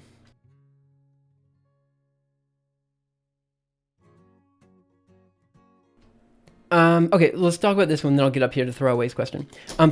Advice for PhD. You're losing steam for research. Let's talk about that really quick. So research, right? So we've talked about this before, but research is one of those things that the idea of research is beautiful, right? Because you think to yourself, you're this guy or girl, this person who is, pushing the boundary of human knowledge in a way that nobody has ever done before. That idea is just beautiful. It's something that you cannot do in any other way. And doing the PhD is your step to doing research for your entire life, right? Like I said in the PhD stream, when you get a PhD, you've opened up a door so that your entire career is based on research, based on pushing the boundary of human knowledge in a way that's never been done before, right? That is cool. No questions asked. No, that is just cool, right? But then when you actually get into research, there's a lot of day-to-day stuff that is quite boring. Like the stuff I was just saying, the research software engineering stuff, it's not exactly glamorous, you know what I mean? And a lot of times if you're doing like a biology type of thing, like you're doing wet lab stuff, you're sitting in lab until 2 a.m, just dropping like drops into a pipette, and it's not as engaging, it's not as glamorous as publishing a paper, you know what I mean? And so it is entirely clear, like many people who go through a PhD have a burnout period mid-PhD, right? And the question is, should they continue, or should they just take the master's, which you usually get in the middle of the program, and leave? And I can't answer that question for you. There's a lot of people who have left, and they've said to themselves, actually, you know what? I feel a lot better now that I'm no longer in the hellscape that is academia. And then there are people who've stuck through it, and they said, this is actually the best thing I could have done, because by pushing through it, I've like my mental fortitude is now bigger than it was before. I'm now a better person. I'm able to do research, which I love to do. It's all impossible for me to answer because it's so dependent on your specific case. Now for you, I can't answer, but what I can say is the following, right? The PhD, right, is essentially just a ticket, right? It is a way for you to say, I have published papers and I'm comfortable doing research, right? That's what the PhD says, right? And it also says that you would like to continue doing research, right? So if you're sitting there and you're in the middle of the PhD and you absolutely hate it, you hate it so much that you want to do anything else but this thing, and you can never imagine your future career doing more research. If that's how you feel, take a second, take a week off, take a couple weeks off. Explain to your PhD advisor, this is what I'm feeling right now. I need just a few weeks to deal with this. I mean, you're in the PhD. This is the point of the PhD, to figure out what you want to do with your life, And a good advisor would probably say, hey, look, work a little less, and work yourself out, like this is what you should do. A bad advisor is probably going to say, look, you just have to put your head down and work harder, right? So this is also a topic you definitely need to talk to your advisor about as well. But yeah, my general advice would be to take a break. Make sure that these feelings that you're feeling right now are genuine and that you absolutely hate research and you don't want to do it any further, right? Or rather, you definitely don't want a career doing research in the future. If you can guarantee that's not something that you want, then cut the PhD short. But if you feel like there is a possibility in the future where a different area of research could be interesting for you, then keep in mind that once your PhD is done, you can transition from one spot to another spot during your postdoc. I mean, that's what postdocs are for. For the most part, what you do in the PhD doesn't really matter. It's just getting the foot in the door. The postdoc is where you go from there, right? And so that's the thing. You've got to sort out your feelings and figure out, where do you want to be after the PhD? Do you want to be a professor? Well, you have to get a PhD. Do you want to work in a research lab? PhDs are good. Do you want to work, this is the question. Is that what you want to do? Or do you want to work in industry? Do you want to do this other stuff? That's what you need to look at. Not necessarily the next couple of years while you're finishing up the PhD, but what to do in the future, where you want to go, what the PhD helps you do that you couldn't do without it, right? And this is very difficult to do, and you would definitely have to talk to your advisor about it. And if the advisor is toxic, like you're indicating, we can talk about that in a second. Let me catch up on Twitch chat, then I'll go back down. So, throwaway idea: why not sell consultancy hours to be concurrently streamed if the party agrees and the topic might be interesting?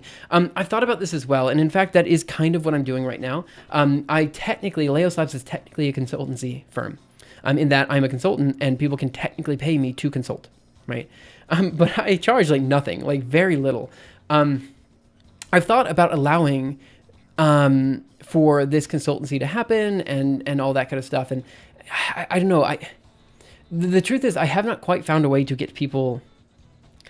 I'm at a stage right now where I actually am okay money-wise, but I don't have time, right? And so I want to make sure that the time that I'm spending is valuable, right? And consultancy is essentially a trade of time for money, right? And again, I want to trade money for time, not the other way around. So right now, the reason I'm not so much considering that is not because it's not lucrative. I think it is lucrative. It's that I don't know if my time is best spent generating money in that way, when I could be generating money in a way that is more honest to what I'd like to do in the future, right? I actually actively want to be doing research. The money is as a way to enable me to do more research, not the other way around, What is burnout? How does it arise? What can be done about it? Seems kind of psychological. It might be good not to self-treat though. I don't remember exactly what comment this was related to, but burnout is, I think you're talking about the research. Yeah, burnout's tough, right? Because it's not very clear as to what causes it or why it is there. But generally it's the act of, it's hard. These are all questions you have to answer, and I don't really know if I even have answers to them. But figuring out the reason why you're feeling this way, why you have the research block, the writer's block, whatever you want to call it, is essential, right? And it's different for every single person, right? It's different for every single person. For me, a lot of the burnout is related to doing something that doesn't feel fulfilling, right? That to me is where most of my burnout comes from. When I feel like I'm doing something that is not helping anyone, is for no reason, except to get money or something like this, that's when I feel bad. It's what am I doing this for? Just to make more money? Who cares? Money is useless, It's useful to get a roof over your head and to pay employees. That's what money is for. Once you have a roof over your head, you have enough food in your belly, then money is exclusively for giving to other people so they can live their dreams, right? If you're already happy, then why do you need more money, right? The point of getting money is to give to other people, right? Whether that is to buy things from those people, buy goods that they have made, or if it is to help them along with their careers, there's no reason to hoard it, you know what I mean? And so if I am someone who is working and the only reason I'm working is to get money, there could be reasons why this is helpful. For example, if I'm struggling for money and I need the money to pay for my family, that's fine.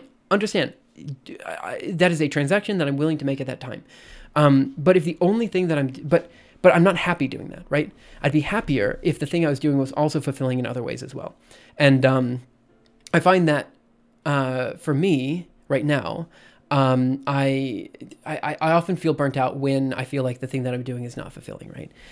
Any tips on dealing with the supervisor? We're talking about toxic supervision. Let me read up in chat. I currently dealing with one, and I just constantly feel burnt out. I wish I got better advice instead of just getting belittled and yelled at. Yeah, I mean, let's talk about it. Toxic academia is something we should talk about. I know what you mean. I've even tried to switch, but no one else is doing the research I want to do. Currently trying out applying to other units, and if that fails, I don't know. Yeah, let's talk about it. This is something that people do deal with. Let's talk about toxicity. Toxicity in academia. And I want to bring up a phrase that I said earlier. It was something that was leading to my burnout. Research is the only thing that matters. Okay? This is a phrase that is obviously false. Okay? It is a phrase that, though obviously false, a lot of academics truly believe. They believe that even if they're a bad person, even if they're very bad at socially interacting with other people, even if they are overworking everyone in their staff, even if everything else, even if they're bad in every other way, if they are pushing the boundary of human knowledge in a way that is enabling them to run their lab effectively, then it doesn't matter. Because who cares? Research is the only thing that matters. Nothing else matters, right? Obviously, this is toxic, right?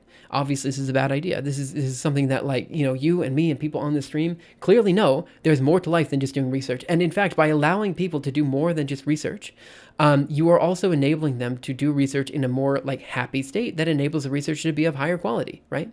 Because no one, your work effectiveness when you're burnt out is effectively zero, So yeah, anyway, what I'm trying to say is there are a lot of people with this mentality in academia, and it sucks. What is the Lombardi paraphrase about winning? Feel free to pop that down. So toxicity in academia actually comes out in a lot of different ways. All right. We sometimes call it as a bad advisor. Now, when we talk about bad advisors, there's different types of bad advisors. There's sexism and racism and stuff. So we'll say, what's it called? Non-inclusivity, exclusivity. We'll say racism, sexism, etc. This type of stuff. Then there's like the overworking. So this would be they don't care about your worth as an individual. They are treating you as an other, like, what do I say? Like they're treating you not as a person, but as a worker. I don't know how to explain this, but the micromanager or the just a bad manager. I don't know how to put this. Right? They're overworking you, right? So there's a very common trend in academia to treat PhD students and postdocs. I don't know a phrase to say this in like a politically correct way, but they treat them almost like slave labor. Again, that is not the correct phrase, but I don't know the better phrase to explain this, right? What I mean is that they're asking their PhD students to work 80 to 100 hours a week because that's the maximum hours that they could work. And they say, if you don't work this amount, then you're not good enough to be an academic, right? This is what they say. And this is just how it is to exist in academia. Winning isn't everything, it's the only thing is a well-known quotation in sports. It's attributed to UCLA Bruins. I see. He's on record with at least 2 different versions of the quotation during his coaching career. Sanders is reputed to have used the quote even as far back as the 1930s. Oh, interesting. I've heard the quote. I didn't know it was from him. What about exclusivity signaling? What about excessive inclusivity signaling burnout in academia? Explain what you mean by that. So what I meant was there are clearly bad advisors who are bad because they are sexist or because they are racist. Like, you can just openly tell they are sexist or racist. They treat women or they treat people of different ethnicities different. Like, you see this sometimes. Like, I don't really want to be like I don't want it to be this way, but it is that way, right? You see that pretty much everyone else in the group is a white male, and then you have one female Iranian student, and she's treated completely differently than the rest of the cast. Sometimes better, but usually worse, right? I hate to be the person to tell you this, but this happens, And that's one form of being a bad toxic advisor. But the bad manager is what we're mostly talking about here, the person who is overworking people. I know it's a bit extreme, but one of my lab mates refers to them as a slave driver. Yeah, I hate using this terminology because it's belittling, like people who have actually existed in, slave situations. Like, you know what I'm trying to say? Like, it's not correct to say this, but it is, the term that people use to refer to the situation, especially for international studies reliant on the visa. Yes, this happens all the time. Yeah, people who have moved to the US, they require to be a student for their visa status. And because they have a student visa, they're not allowed to work anywhere else to make money. It's really tricky. There's stuff like this that happens all the time. I hate that it happens, but it does. Other related quotation is this credo has served as a counterpoint to the well-known sentiment by sports journalist Gretlin Rice that it's not that you won or lost, but how you played the game. And the modern Olympic creed expressed by its founder, Pierre Coubertin, the most important thing is not winning, but taking part. Yeah, I don't know. I think there's also the other thing, right? And we're just going to say bad academics.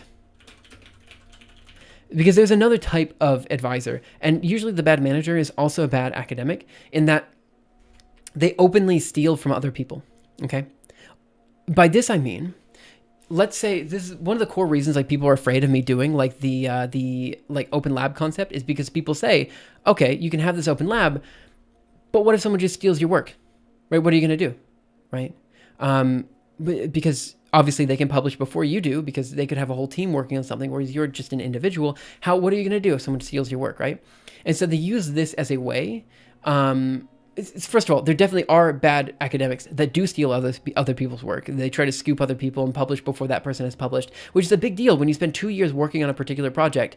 To have someone else publish your results before you've published them is a big deal, 100% a big deal, and that shouldn't happen. On the other hand, there are people who actively refuse to publish their software because they're afraid of people scooping them. You know what I mean? They're afraid of people stealing their code and doing stuff like this. And there's like, this is another type of toxicity that occurs in academia. Bad managers being bad academics, it's like they don't know why they're good academics, and so they just explode on the other students. Yeah, I think one core problem with this is that, look at what people have to do. They go from the PhD to the postdoc, to the professor, usually assistant professor, and then they go to associate, and then they go to full, right? It's hard going from one step to the other, going from PhD to postdoc to postdoc to postdoc to assistant professor to associate professor to full professor. It's a lot of work, right? And you're working your butt off, right? And then to see your PhD student playing a video game on Sundays is like, come on, man. Like, you shouldn't be playing Super Smash Brothers. You should be in lab working. You know what I mean? I'm in lab working, or I'm at home working. Like, in their brain, they genuinely think that they're working 24/7, right? And they're working efficiently 24/7. But that's not true. Like, that is simply not true. Even if you're working 24/7, you can guarantee that work is not efficient, right? And sure, they might be at home constantly thinking about research, and that's fine. That's good for them. But also, like, enabling your PhD students, your postdocs to do work outside or like to have a real life is essential for them actually doing research in lab. We can talk about this all day.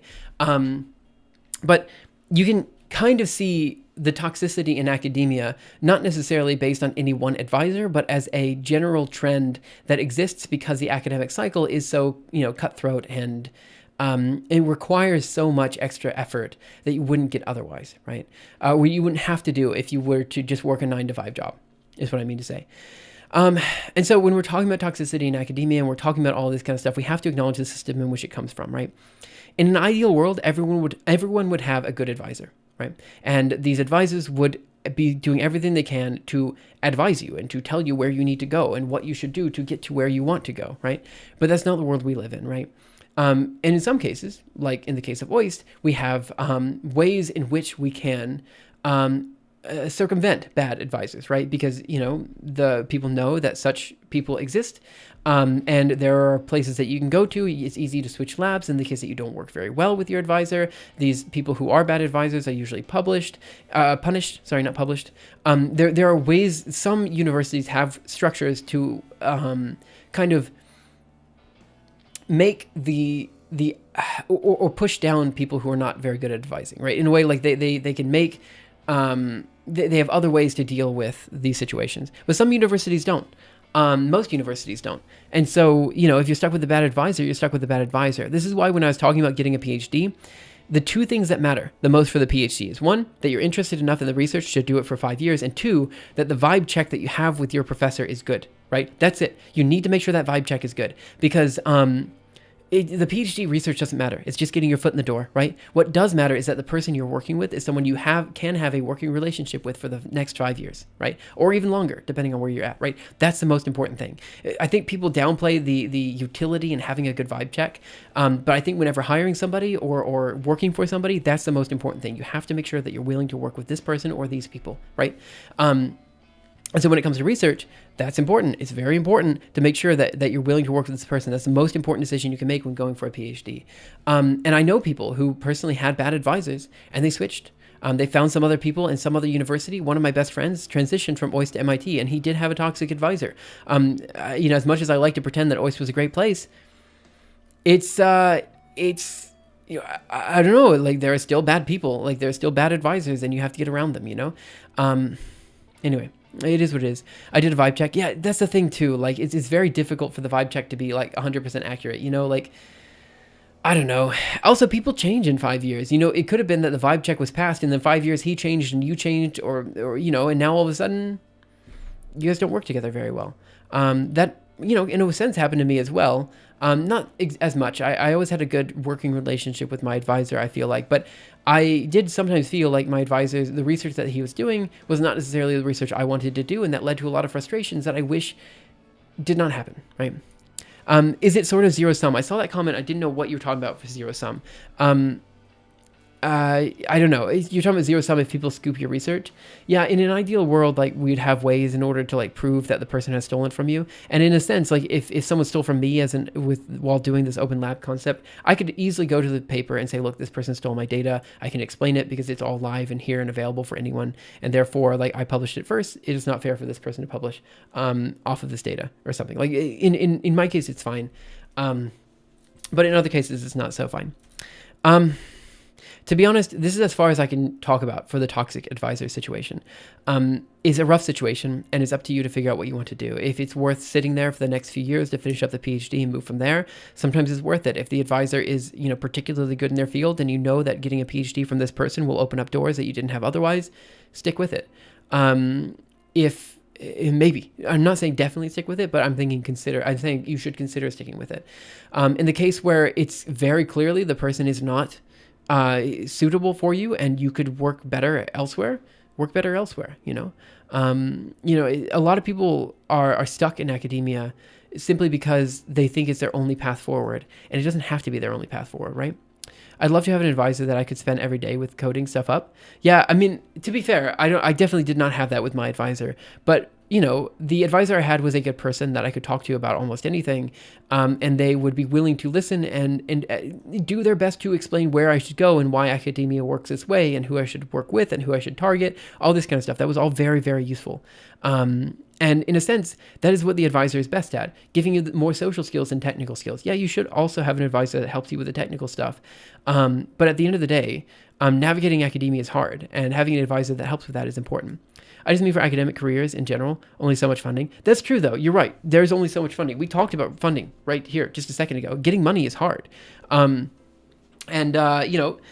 Most of the funding comes directly from some sort of government, and the governments only spend so much, on this type of thing. And the public doesn't understand the utility in research. It's just part of why I always say your research is only as good as your ability to sell that research, your ability to explain that research, because the ability to explain the research to a layman allows you to get more funding.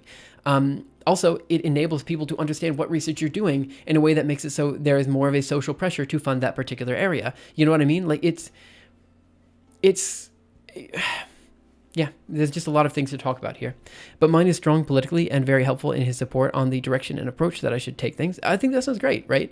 That to me is what a good advisor is. Someone that helps you navigate academia and has enough weight to push you in the right direction.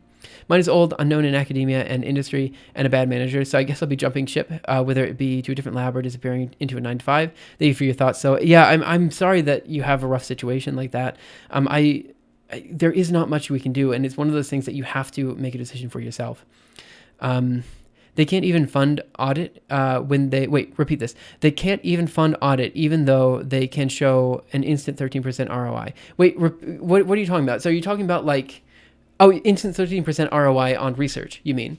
And they can't audit, like, for example, the Pentagon. Is this what you're talking about?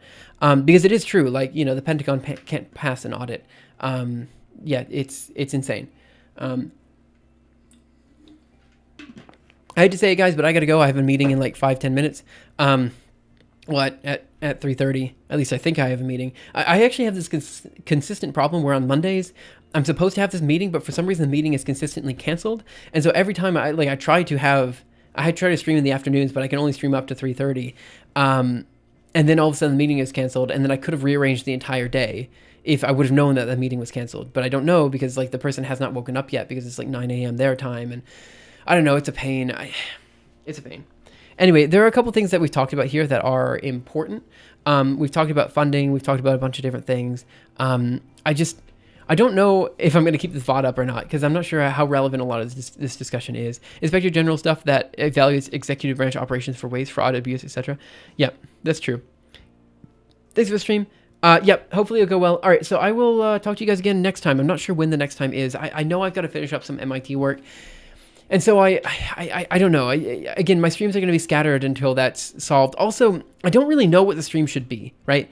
Back in the day, the stream was very clearly like 2 hours, I come in, I get something done, I leave, right? And I like streams like that. I don't like streams that are particularly rambly.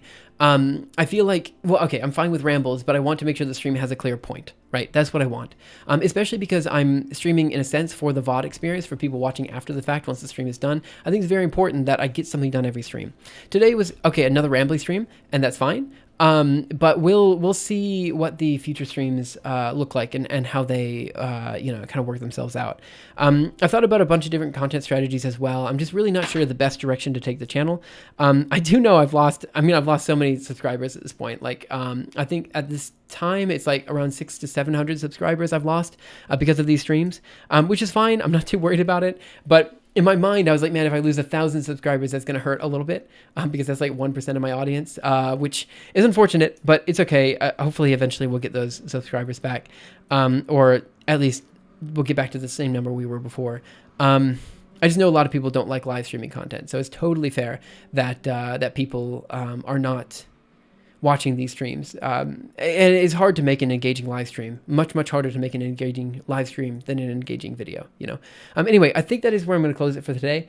Thank you guys so much for coming in. Have a wonderful day, night, afternoon, morning, evening, whatever time it happens to be your time. And I'll see you guys around next time for the next episode of Leos Labs. I don't know when it'll be. I'm hoping later this week. I'm hoping to give everyone like a 24-hour notice on YouTube before it happens, but we'll see.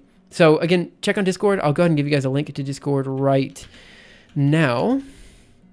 Let's go here, create invite, copy, and paste to there, enter, and paste here. And that will be it for now. So thanks guys so much for coming in, and I will see you guys next time. Bye, guys.